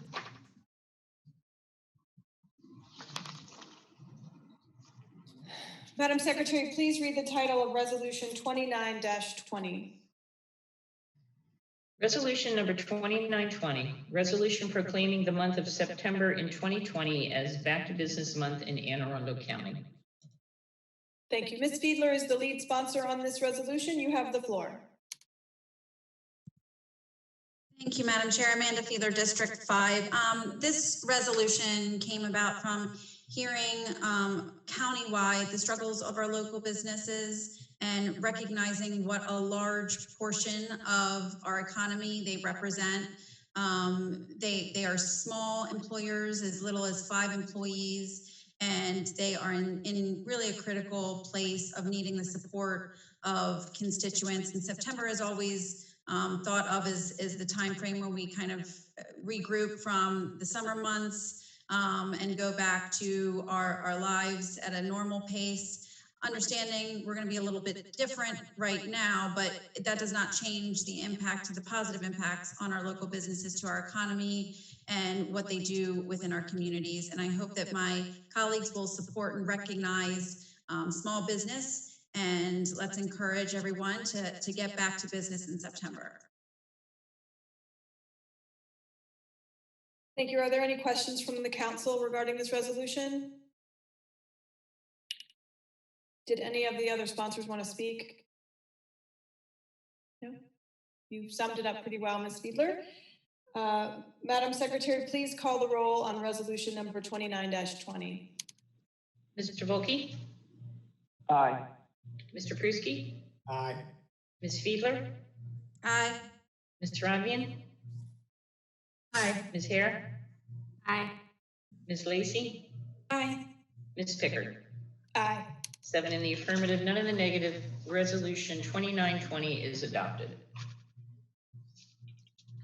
Madam Secretary, please read the title of resolution number 30-20. Resolution number 3020. Resolution requesting that the state of Maryland extend the moratorium on evictions and continue to offer resources to renters. Thank you. Ms. Rodvian is the sponsor. Ms. Rodvian, you have the floor. Thank you, Madam Chair. I'd actually just like to read the resolution out loud really quickly, because I think it explains for itself the purpose of it. Just in a quick nutshell, we obviously are still in the midst of our economic crisis because of COVID, and my colleague's previous resolution recognized that, and this recognizes another aspect of it, that we still have many people that are out of work and in jeopardy of losing their rental homes. So I'll read the resolution and you'll learn a little bit more. Whereas the 120-day eviction moratorium for covered properties under the Federal Coronavirus Aid, Relief, and Economic Security Act, also known as the CARES Act, officially ends July 25th, and whereas on March 16th, 2020, Governor Hogan issued an executive order that prohibits Maryland courts from ordering the eviction of any tenant who can demonstrate that the tenant suffered a substantial loss of income resulting from COVID-19 and the related proclamation of state of emergency and catastrophic health emergency. And whereas the prohibition against evictions in place as a result of the March 16th, 2020 executive order is an important part of ensuring protections are in place for renters in Maryland and Anne Arundel County. There currently exists a lack of funding to do this effectively. And whereas while Anne Arundel County and other jurisdictions have taken the lead on addressing the housing crisis within their respective areas, many programs will become ineffective without continued state assistance. And whereas Maryland courts have also acted to phase reopening of Maryland's courts and will allow the district courts to begin to hear failure to pay rent cases on August 31st, 2020.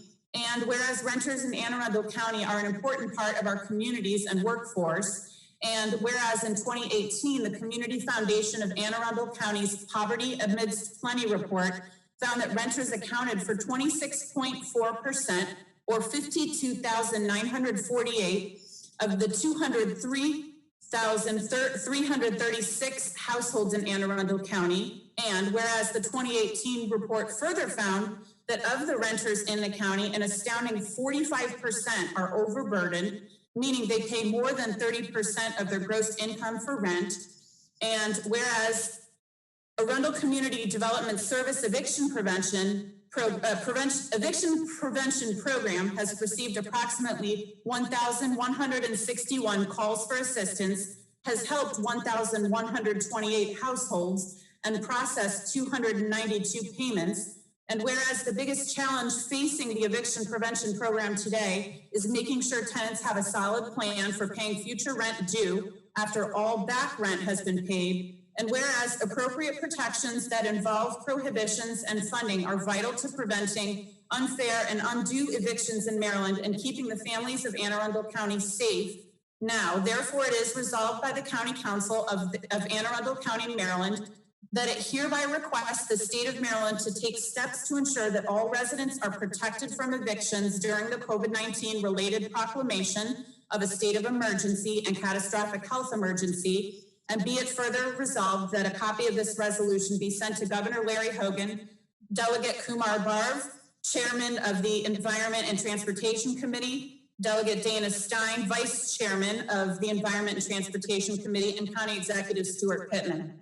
Basically, we're very close to a time when many residents around the county are facing the possibility of eviction. And this is just requesting the state to please extend that moratorium on evictions a little bit longer. We understand that, landlords are struggling as well, but the idea of taking people out of their homes or forcing people out onto the street in the middle of a health crisis, when we know that, unemployment is high, we need to stick together and come up with a solution that will allow people to stay in their homes, and going through the trouble of putting people out of their homes in the middle of this crisis is just not going to help anyone. So I'm making this request to the governor, and I hope my colleagues will join me. Thank you.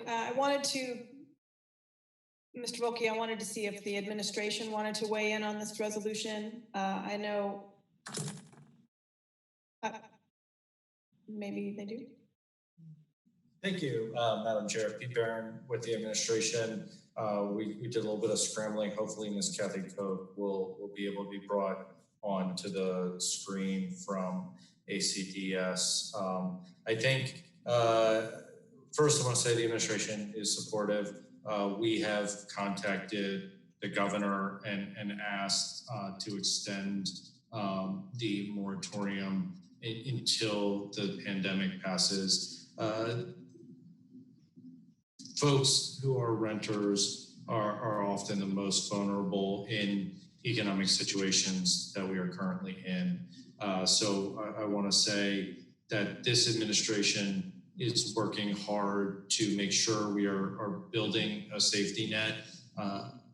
A lot of the rules of how evictions are conducted come from the state level and require state action. At the local level, I'm going to ask Ms. Koch in a second to talk a little bit about the eviction prevention program, but I do want to reiterate that the county executive has made this call to seek action.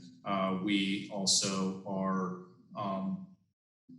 exploring everything we can do to address the concerns of the community as the deadline approaches. I think it is important to understand that on the 25th, when the moratorium is over, we won't see a tsunami of cases, but it will open the door and the cases will start to build. They will still have to work their way through the courts. There is still a process. We do still have time, but that shouldn't delay the urgency of this county. You know, the administration wasn't asked on the previous resolution, but we would have supported it because our small businesses are important and our tenants are as well. So Ms. Koch is well equipped to talk about the eviction prevention program, and I'll just ask her to say a couple of things. Good evening, Kathy Koch, Executive Director for Arundel Community Development Services. I think you're all pretty familiar with our eviction prevention program. The county appropriated $4.5 million for that program from the majority of the funds from the CARES Act. And we've had approximately 1,200 people who are in the process right now, going through our process for assistance. And the challenge is not only that we want to be able to help them get current with their rent, but we want to work with them to help them figure out what their plan is for staying housed. Because as we help them get current, we want to make sure that they are able to stay in that housing. And as the crisis continues and we are not seeing as many people return to work, it becomes more of a challenge. Mr. Volkey. Thank you, Madam Chair. I apologize. I probably should have done this as soon as you called the bill. I am going to need to recuse myself from consideration on this bill. Unlike the other rental bills that we have seen before us, where I've had sufficient time to obtain an ethics opinion from the County Ethics Commission, because I am a landlord and I do have one rental property, I have been able to get that previously after submitting an apparent conflict of interest form, advice that it is appropriate for me to participate in the discussion of the legislation. However, as we received this at 3:30 this afternoon, I immediately turned around and sent a conflict of interest form to the Ethics Commission, indicating that I believe that I can participate in this fairly and not have any conflict of interest. However, I have yet to get an official response from the Ethics Commission that they are able to certify that I can participate in this bill. As a result, despite my desire not to do it, unfortunately, I will have to recuse myself. So I'm going to go ahead and, similar to what we would do if we were in the chambers, I'll turn off my monitor during this discussion and then come back on when the deliberation is over. Thank you. Ms. Fiedler.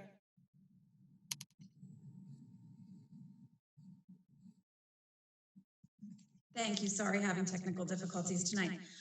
So I guess my one question on the resolution is that it focuses on one section of the governor's original executive order. What it does not also address is that that executive order stopped the initiation of residential mortgage foreclosures. So if we are allowing those to begin again, but not allowing evictions, what does that mean for the property owners who are going to have to pay their mortgages or they're going to be foreclosed on?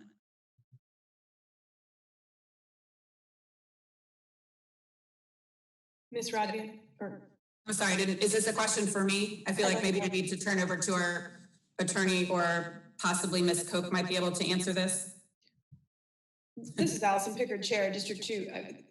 This is a resolution, so it is just a statement from the council. I understand it doesn't refer to mortgage, a mortgage safety net, but Ms. Schuett, you've been called upon. I apologize. I don't know if you would have, have time to address this particular question. But if you have any thoughts, we'd love to hear them.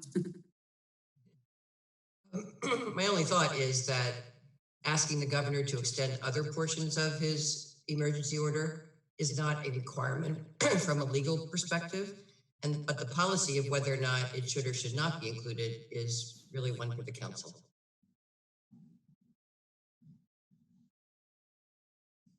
Thank you. Does that answer your question?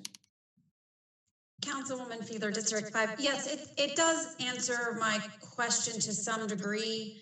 I just going back and reading the governor's executive order, I understand how the two work together to not only keep folks in their rentals, but also prevent the owners of those rentals from having they can't recover from not being able to pay their mortgages and have the banks foreclose on them. So I don't know how we ask as a council body to do one without the other, if that makes any sense to the sponsor of the bill.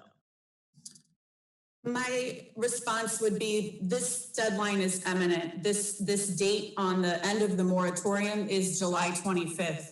So I'm not ruling out the possibility that we could take, action from that regard too, but just because of the timeliness, my intent was to focus on eviction.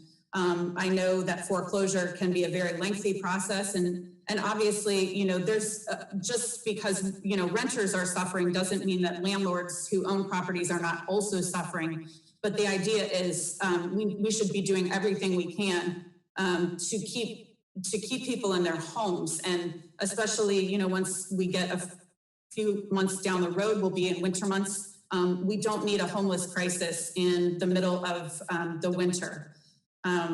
And so the idea of just extending this moratorium while we're still facing this, this health crisis and still unemployment is very high, was the intent of focusing on renters here. Ms. Hare? Thank you, Madam Chair. Jessica Hare, District 7. I think Councilwoman Rodvian answered mostly where I'm going, I guess. So what I understand you to say is that this resolution is not intentionally leaving off the landlords because you don't believe that the foreclosure piece should be stopped. Rather, you were focusing on one piece, and that's the renters. But my understanding is that you would, had the resolution included both, you would be supportive of both the foreclosure piece being stalled as well as the renter side, the two can work.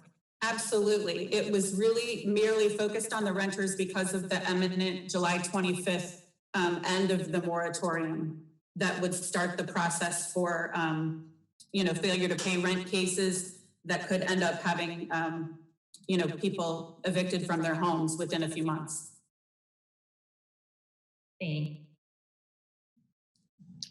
Ms. Schuett? Yes, I just wanted to affirm that foreclosure actions are very prolonged these days. It used to be back in the good old, well, not good old days, but in the old days, you really basically filed a paper and then you proceeded to foreclose. Now there are state requirements relating to mediation and all other kinds of additions to the foreclosure process. So there certainly would be, I feel pretty confident, adequate time to do a similar resolution in September if the council were so inclined. Oops. Thank you. This is Allison Pickard, Chair, District 2. And for the benefit of my colleagues, I had some of the same questions this afternoon upon receiving this resolution. I do have some, there is great cause for concern regarding the stabilization of housing for our most vulnerable neighbors. And that group of people, pre-COVID-19, maybe looked different than it does now. Now that our most vulnerable neighbors consist of a larger group of people. We have, your Alice, United Way category of folks, which is asset limited, income constrained, yet employed. We are seeing the effects, the economic effects of this pandemic are very, very different than the economic effects of the Great Recession of 2007 and 2008, where the federal government, passed a very large bailout of banks. And I'm hoping that we're going to see our federal and state and local governments work together to really come through like they did for large corporate banks that really got a bailout with very little, maybe not even technically a slap on the wrist for their activities that led to the Great Recession. So while I have some of the same concerns, I am going to support this resolution, and I do hope that we can come together in September. And there's a lot of information regarding evictions and the housing crisis that is being exacerbated by COVID-19, that we can have some further discussions with both local, state, and our federal delegation about how we get through as a community and help our neighbors. So with that, I will open the floor back up. Ms. Rodvian. Thank you, Madam Chair. Lisa Rodvian, District 6. I just wanted to comment that our at least members of our federal delegation have been very outspoken that we need help at the local level to include, ordinary folks. We've had all different kinds of relief coming down through the first few iterations of the CARES Act. But there is definitely an outcry from some of the members of our federal delegation saying, please help the ordinary folks to the extent possible. Are there any further comments or questions or concerns regarding Resolution 30-20 at this time? Seeing none. Madam Secretary, please call the roll on resolution number 30-20. Resolution number 3020. I'm sorry, Mr. Volkey. Oh, he has abstained. Mr. Pruski. Aye. Ms. Fiedler. Aye. Ms. Rodvian. Aye. Ms. Hare. Aye. Ms. Lacy. Aye. Ms. Pickard. Aye. 6 in the affirmative, 1 abstention. Resolution 3020 is adopted. Is there any further, any other business to be brought before the County Council at this time? Mr. Volkey? Thank you, Madam Chair. As I had indicated at the beginning of the meeting, I was hopeful that we could have a discussion about the county's reopening plan for county employees and how that will impact services to our constituents. So if we could address that topic, I would appreciate it, particularly in light of the notice that we got today and the hearing or the town hall that was held today by the health officer and the county executive. Madam Chair, I do, and Mr. Volkey, please pardon me, I did want to double check because normally things added to a meeting are just announcements. So I just wanted to double check with Madam Parliamentarian if this needs a motion, such as a motion to bring business before the council, as this is a discussion as opposed to an announcement. Madam Chair. Ms. Hewitt. Thank you. Rule 4-101 of the County Council's rules says that the agenda remains open until the meeting is called to order. At the call of announcement of items not appearing on the agenda, each County Council member shall have the right to place on the agenda any bill or resolution to be introduced or any item of business. So I would say that no motion is required. Thank you. Thank you. Oh, I learned something tonight. So this is Allison Pickard, Chair, District 2. So Mr. Volkey, as this is your piece of business, were you wanting the administration to talk about the opening of the various county departments and public buildings like the Arundel Center? Okay. That's correct, Madam Chair. Okay. Mr. Barron, are you still with us?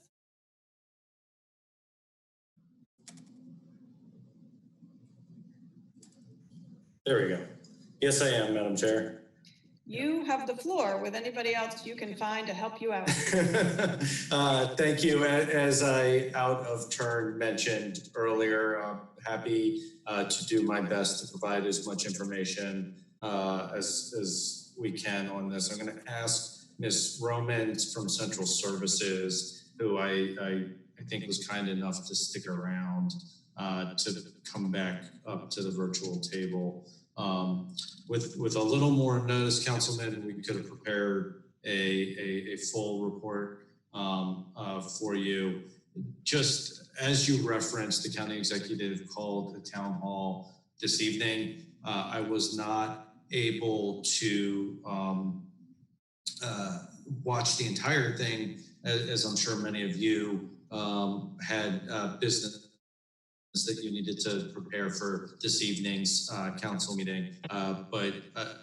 So I didn't catch every word, but I think what everybody is very aware of, our health officer, our health experts are very concerned about what is going on in other parts of the country and the trends that we are starting to see reappear here in Arundel County. This is not something anybody was hoping would happen. It is very, very disheartening to see all the work, all the sacrifice of everyone, both in county government and our residents, to see the county numbers start to backslide because of what is happening, I think, around the country. I would defer to our health officer to give the council, and I know he would make himself available to any one of you, the actual science behind what is happening. I am definitely not equipped to discuss public health matters, although, what I can say about county services is county government is open currently. While our buildings are not open, county business is being conducted every day by the good folks of the county. So we have a reopening work group that is not just we have two reopening work groups. We have the reopening work group for the businesses and our policies related to the community, but we also have a reopening work group inside county government to look at issues that we need to address to safely reopen county facilities. Public safety is of the utmost concern. As I referenced, we will continue to listen to our health experts. The work of county government is continuing. We need to keep the public safe. We need to keep our employees safe, and we need to work to reduce risk wherever possible. So maybe I can ask Ms. Romans to weigh in a little bit on what the actual buildings situations are.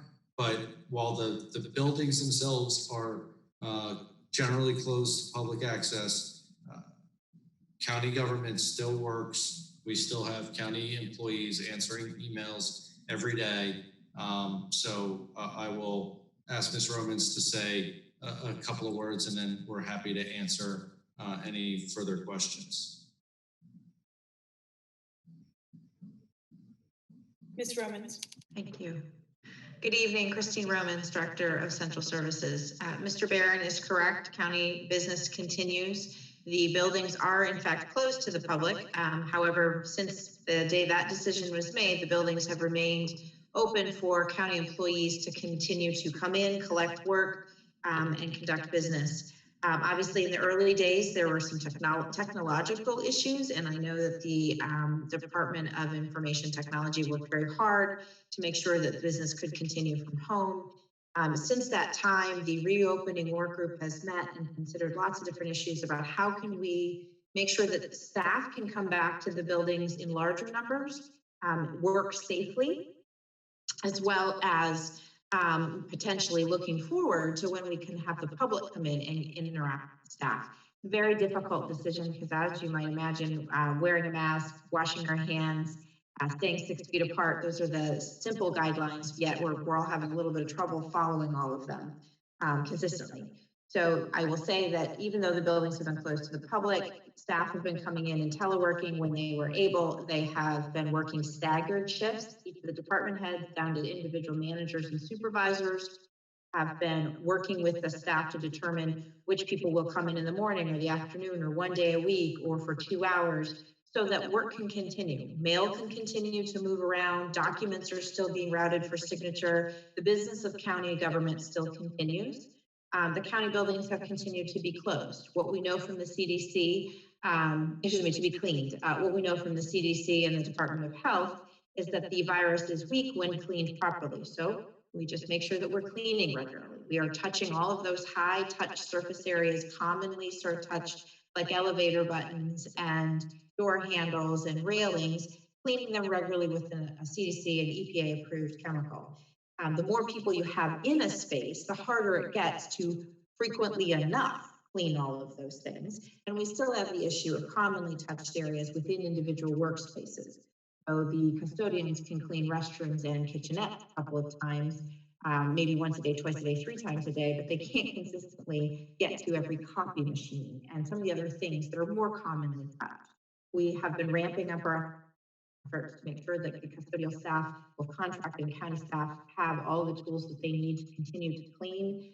That is our frontline effort, but keeping the populations down, the numbers in the buildings has definitely helped us with that. The only other thing I will add is that as we make plans to open to the public, we have to be very cognizant of 6-foot distancing. So that is still going to be something that we are living with from what the Department of Health and Dr. Palamana has said to us. We need to be able to open in such a way that we can ensure that the public can stay 6 feet apart, that the staff can stay 6 feet apart, and the public and the staff can stay 6 feet apart, which in some of our buildings, they were not designed for that. It is very difficult. Your Arundel Center, someone mentioned that, it's a very good example. It's a Z-shaped lobby. It's very difficult, narrow, and it's hard to keep people that are 6 feet apart from each other. It's just a big queue. So these are all factors that we are trying to work through day by day. We understand the interest in getting the public back into the buildings. We understand the need to have staff being able to report, but we need to do that safely. So we've been looking at it from a lot of different angles to try to figure out the best way to do that. I'm happy to take any questions. I see lots of yellow flags. I can't remember whose was up first, so I'm going to go with Ms. Hare. Thank you, Madam Chair. Jessica Hare, District 7. This was helpful. I appreciate that. I'm actually a little bit curious about sort of how county government is working right now. Both Ms. Romans and Mr. Barron have said that government is still kind of chugging along. Unfortunately, I've had a number of constituents email and call saying they can't get a response from various departments and things like that. Obviously, we have asked our local businesses to change how they are operating right now and to kind of come up with creative solutions. I am hoping that our individual departments are doing it. But so I'm wondering, when we say the county government is working, do we have any stats that could be shared with the council? And I don't mean to pick on any one department or agency, but I'm just going to give an example. Do we know how long it is, for example, from the time somebody drops off a permit request to the time it's logged into the system, to the time it's responded to, or things like that? Are we tracking that data? Do we have it? Can we share it with the council? Because it would be helpful even for me when responding to constituents to be able to say, this is the typical time frame and here's what we're doing on the county side to adjust. And that might help. Thank you, Councilwoman Hare. I think that's an important question. The county, as you all are aware, we have Open Arundel. We created the open data portal for the express purpose of tracking the efficiency of a number of components of county government. That was done, and the intent was to do it in pre-COVID times to make sure and look at what we can do to make sure that we are efficient. I will go and check with them. I know we're collecting data on all sorts of things. For your particular example about, say, a permit application, I honestly do not know, but we'll maybe Ms. Romans can talk a little bit about some of that, maybe not for planning and zoning, but some of the other issues. But I will look into that specific question, and I will see what data and reports that we have out, particularly out of our Open Arundel folks. And I know they're collecting all sorts of information, but I'll also look into our departments. To the question on what the county is doing. I wish I had Mr. Napolitano here. OIT has done a ton of work. We in pre-COVID times, as everybody's aware, this county was not really built entirely with a full digital infrastructure.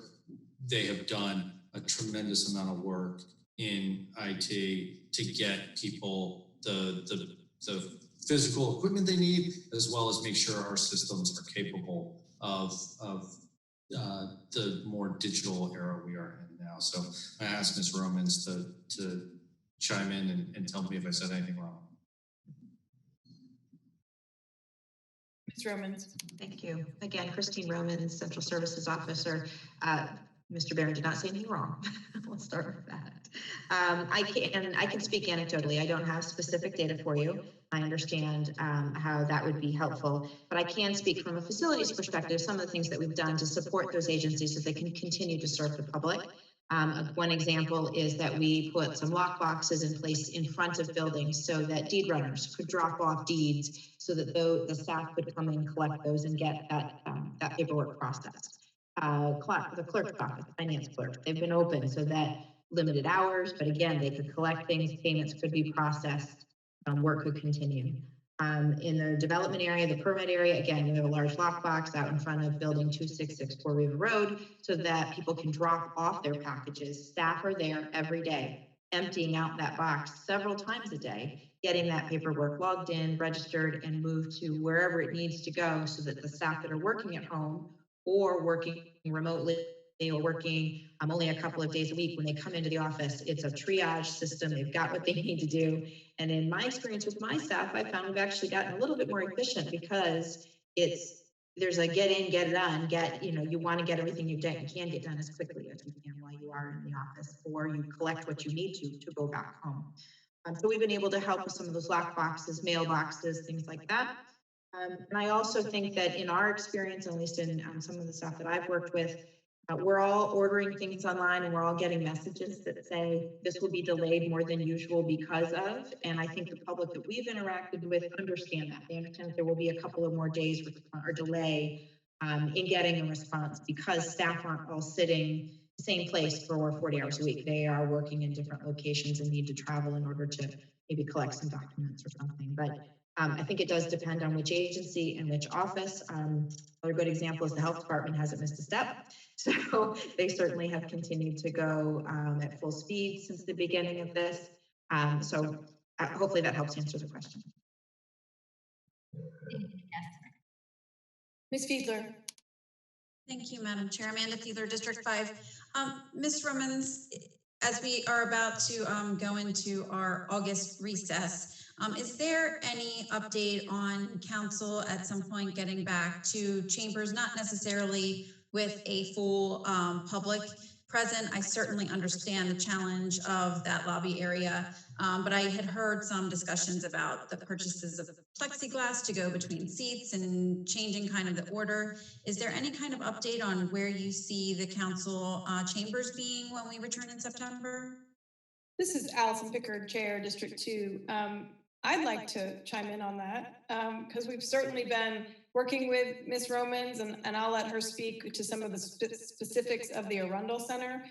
I have met as the presiding officer of the chambers with our county council staff, as well as with leadership from around the state regarding how we all move the county council or commissions in different jurisdictions back into chambers.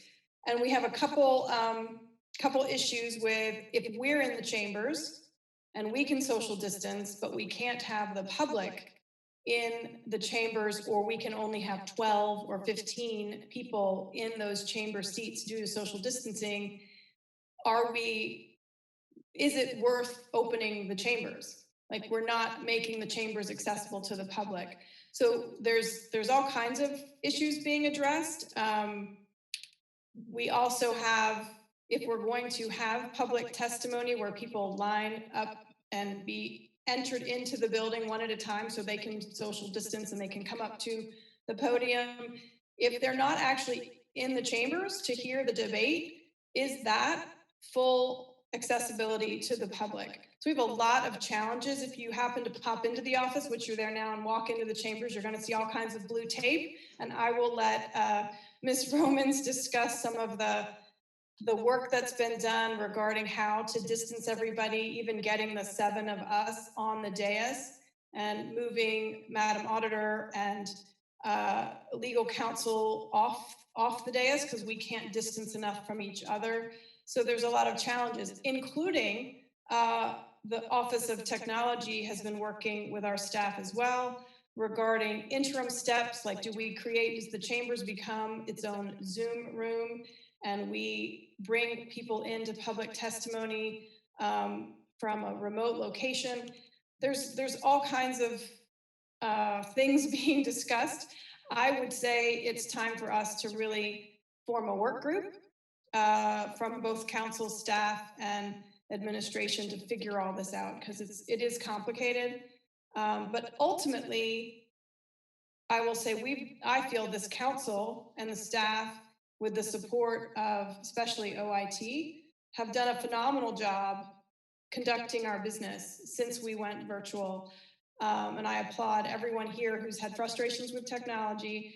But also, we need to take a minute to acknowledge Miss Laura Corby and Joanne Gray and the amazing folks who have really worked overtime in OIT to create our online testimony tool. We've had robust public testimony coming in online, which is now being shared publicly. So I feel like the administration and certainly those folks on our staff have been above and beyond. I think they get the gold star, the trophy. I'm not sure how long we're going to be doing this, but when we do get back in the chambers, it needs to be, to me, getting back in the chambers means the public is back in the chambers with us. So if the public isn't in the chambers, what is the purpose of us being in those big burgundy chairs that are so uncomfortable? With that, I'm going to let Ms. Romans chime in with some of the Arundel Center issues. Thank you, Madam Chair. Christine Roman, Central Services Officer. I'm glad you mentioned the blue tape. It is actually kind of silly looking, but that's what it took for the Central Services team to lay out what 6-foot distancing. That was the first thing we were trying to solve. First, we started with the council members. How could we keep all of you 6 feet separated from each other safely during a council meeting a couple times a month? Then how do we get your staff there to actually support the council meeting itself as it unfolds, and as well as the executive staff, Mr. Barron, and any administrative reps that need to be there to explain and answer questions. And then the third group is obviously the public. The chairman has been very clear with us that she sees it as exactly as what she just said. It's well and good to have the council members there, maybe even Mr. Barron attending, but really the point would be to have the public attending in the room with a council. We all know that the current situation isn't ideal, other than the fact that some of you could wear pajamas to a council meeting these days. I don't think that's the ultimate long-term goal. We know we all want to be back together in that room. However, we have real space challenges, as Ms. Pickard noted. Keeping all of the council members 6 feet apart means that the 2 staff members need to come off of the dais, and only 6 councilmen or members could be actually up on the dais at any time. So I don't know how we basically create a children's table of the Thanksgiving idea. One kid has to sit down on the floor at a different table. That was something I assumed would just be untenable. We could achieve it with plexiglass, but I don't know if you've have been tracking the market. I don't know why you would, but it's difficult to get right now, particularly in the sizes of sheets that we would need to put in between each of the council members' chairs. We even entertained the idea of plastic shower curtains from the ceiling grid. Could that work? It could potentially, except they move. And then we also have airflow issues, and it's not the classiest look. However, it is something that we are investigating. That might mean that we could get all 7 council members back into the room. We then laid out a staffing plan. How would that look? We could use some plexiglass in front of the podiums, create 2 speaking place podiums, turn the witness table into where the staff would sit. Okay, we could maybe deal with some of that. However, when you turn back and look at the gallery area, the auditorium seating, to keep everyone 6 feet away from each other, as well as the 6 feet away from a walkway, walk in, testify, and leave, which would be the ideal for a member of the public. In order to do that, you need to keep people not seated 6 feet within one of the aisleways. And as the Madam Chairman noticed, we were down to 12 seats. We could only fit 12 people into the council chambers, which we know the interest is far greater than that. And if you just think through the logistical issue of only 12 people could be seated, and assuming they're not the administrative reps that are there that night for the bills, how do we decide which 12 members of the public will be seated? How do we sign them up to testify and let them have space in the room at the exact moment that their bill is heard, so that then they may approach and speak, as well as then access out of the room?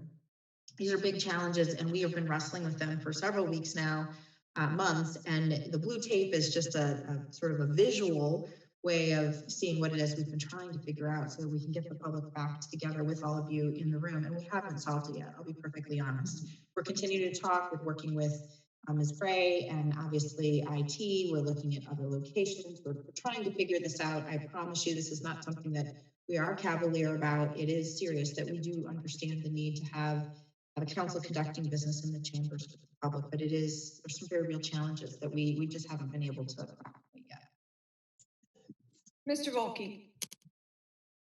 Thank you, Madam Chair. Appreciate the opportunity to weigh in on this. So the concern that I have with respect to everyone is another work group, really.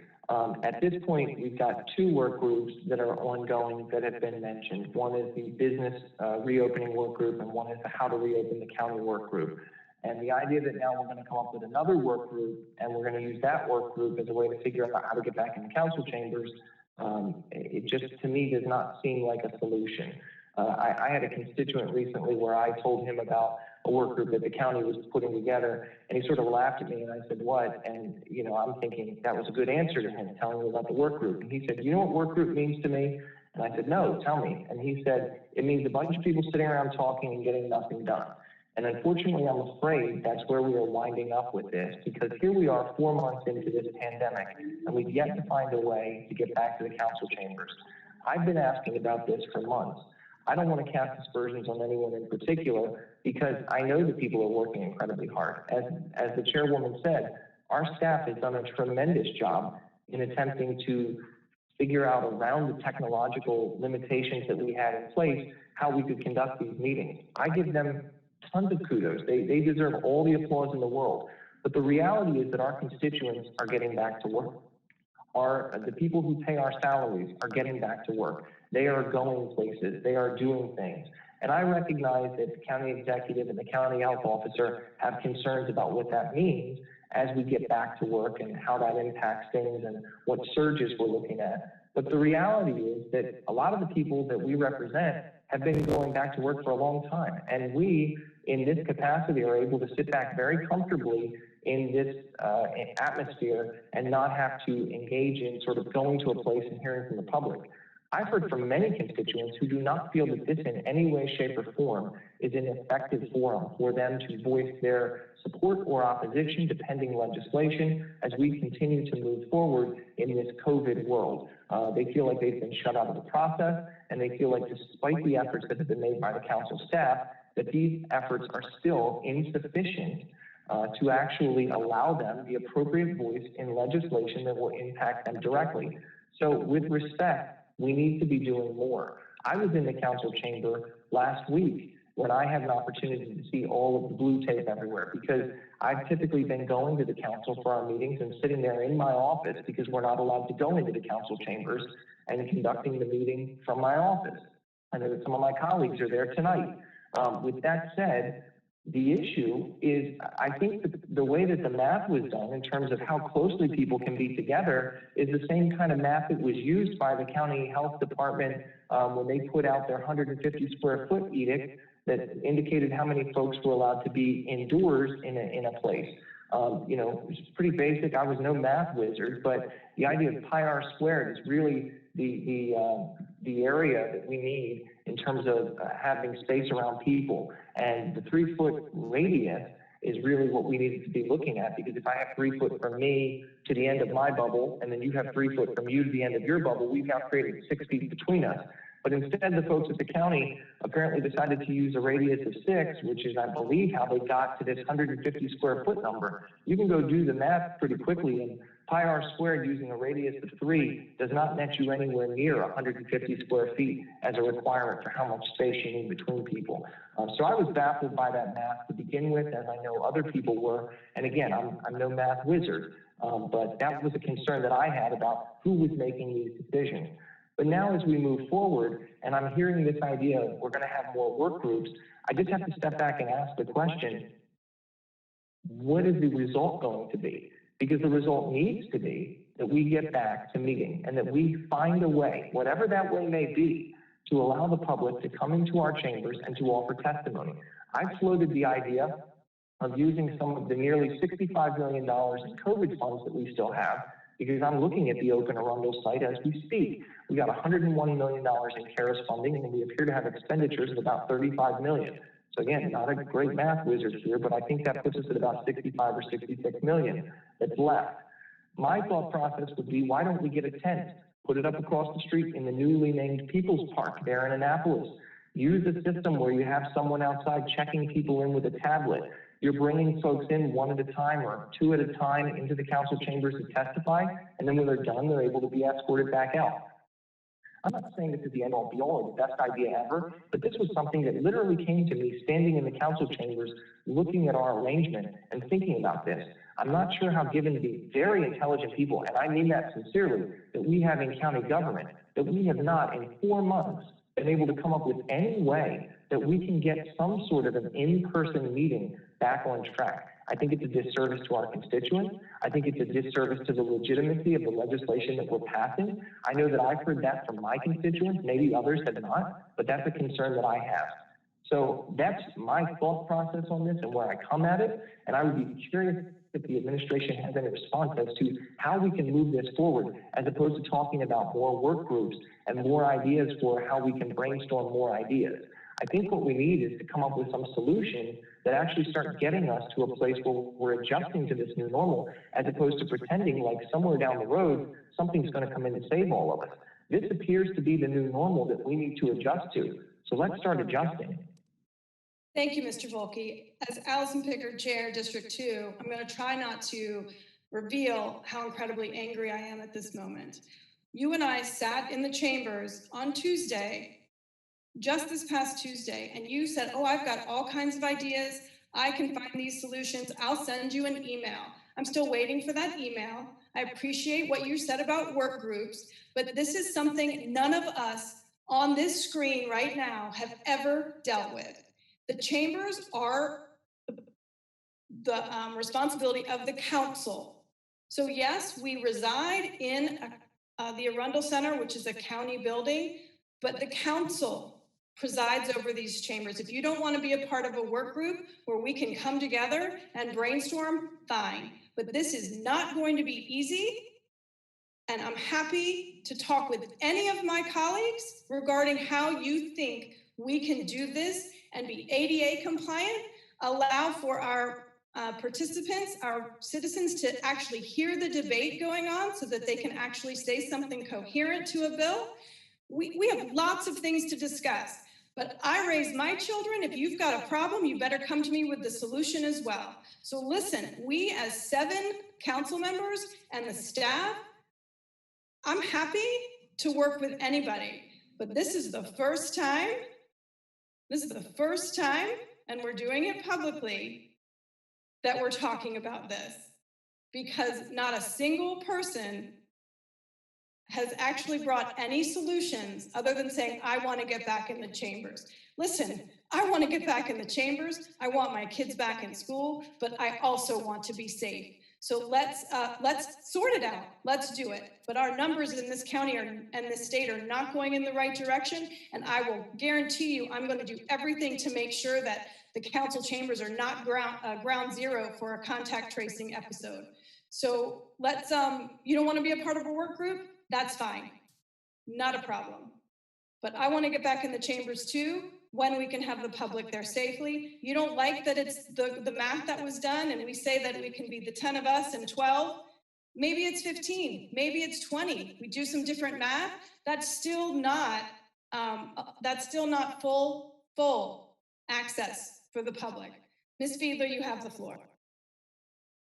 Thank you, Madam Chair. And I just want to kind of wrap back around to Ms. Rimmons. And Ms. Rimmons, one of the reasons I took advantage of this opportunity, since we're talking about opening up or reopening county businesses and bringing back staff, is because I am part of the recovery work group that works with private businesses, and it makes that discussion. And I had brought it up at one of those meetings about getting back into chambers, whatever that would look like. And I understood at that point that there was a separate work group in session discussing this, which likely includes yourself.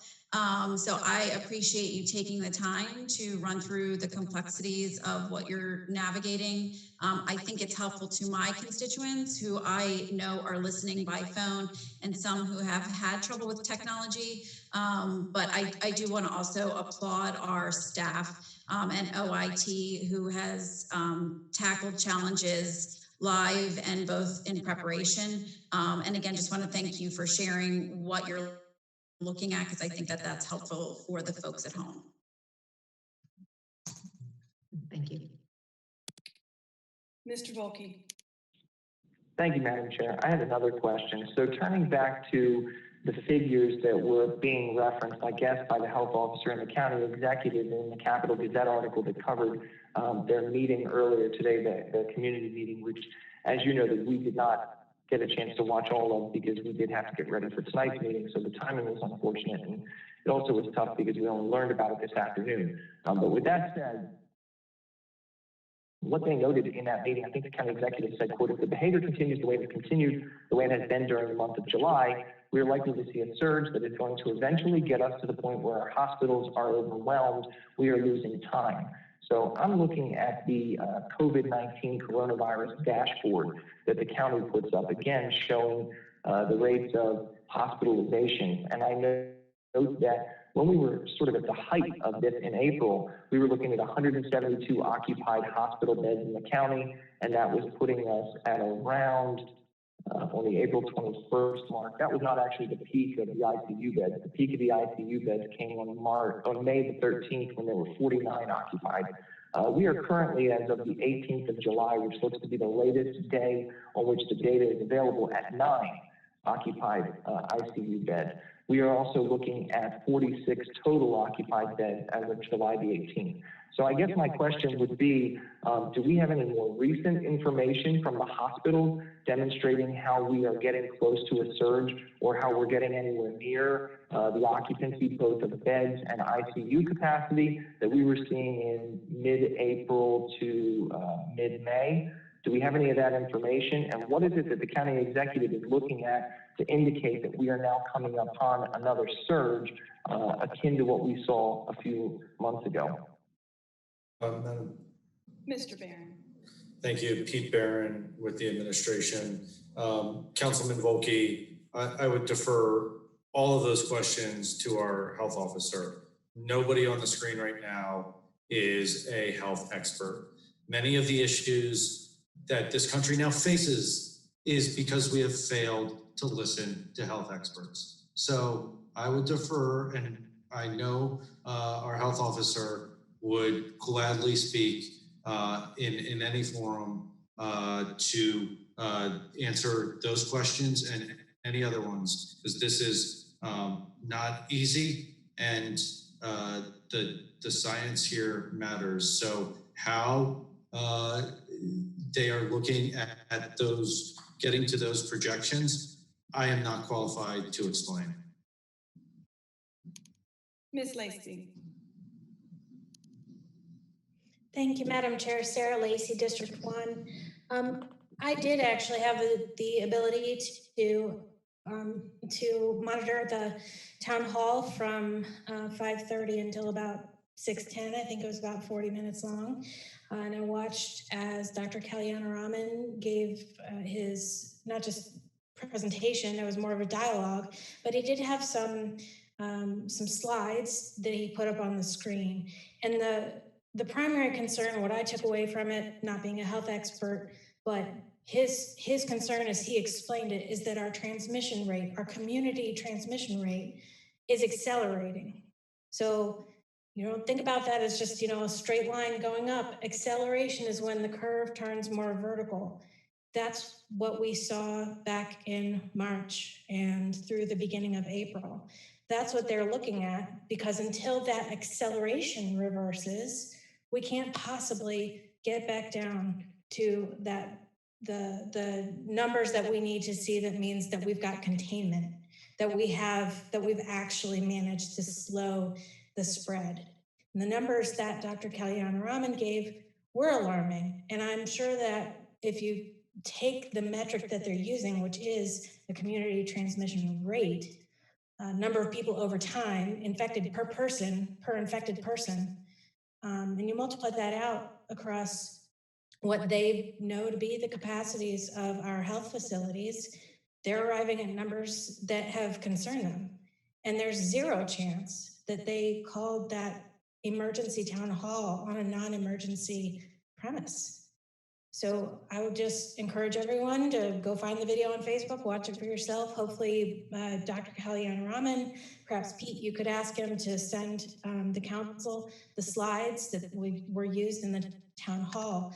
But I think their concern was very real. And, what was equally concerning as I was watching that town hall and reading the live comments from folks watching at home, was that probably, what felt like a very large percentage of people are still refusing to wear masks, are still upset about having to wear face coverings to slow the transmission of this disease.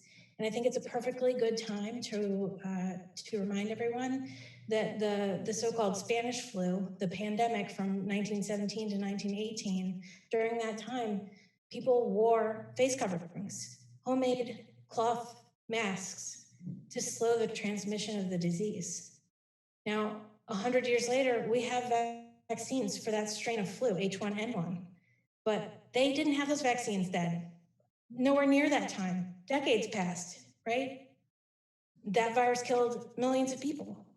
We have no idea where we stand right now, whether the vaccines that are going to be tried are going to work. And if they work, can it be manufactured in sufficient enough doses and distributed to the right groups of people in geographical areas to actually contain this outbreak? I think, personally, I'm settling in for this is the next probably 5 years of our reality, if not more. My youngest is supposed to start kindergarten this fall in virtual school. What the hell is that? How is that? What's that supposed to be? I don't know, but she's probably going to spend her entire elementary years not having a regular elementary experience. And we're just going to have to deal with it because we're not entitled to a regular elementary experience. I want instead that we decrease the numbers of cases of people being sick. I have an aunt and an uncle who got sick at the same time. They live in a different state. They're in the hospital. Thankfully, it looks like they're going to get out and go home. But we have a moral and a legal and an ethical obligation to do everything we can to make smart public policy choices that protect the most people possible in this county. And questioning whether or not the data that you didn't see that the doctor presented this afternoon was good enough to show that things are getting worse in this forum does not help. I think we've talked it all out. And if there were more productive questions that could be asked, I'd be up for hearing them, but I don't believe there are. And so I'm moving to adjourn. Is there a second? Councilwoman Rodvian, second. All in favor? Aye. Aye. Opposed?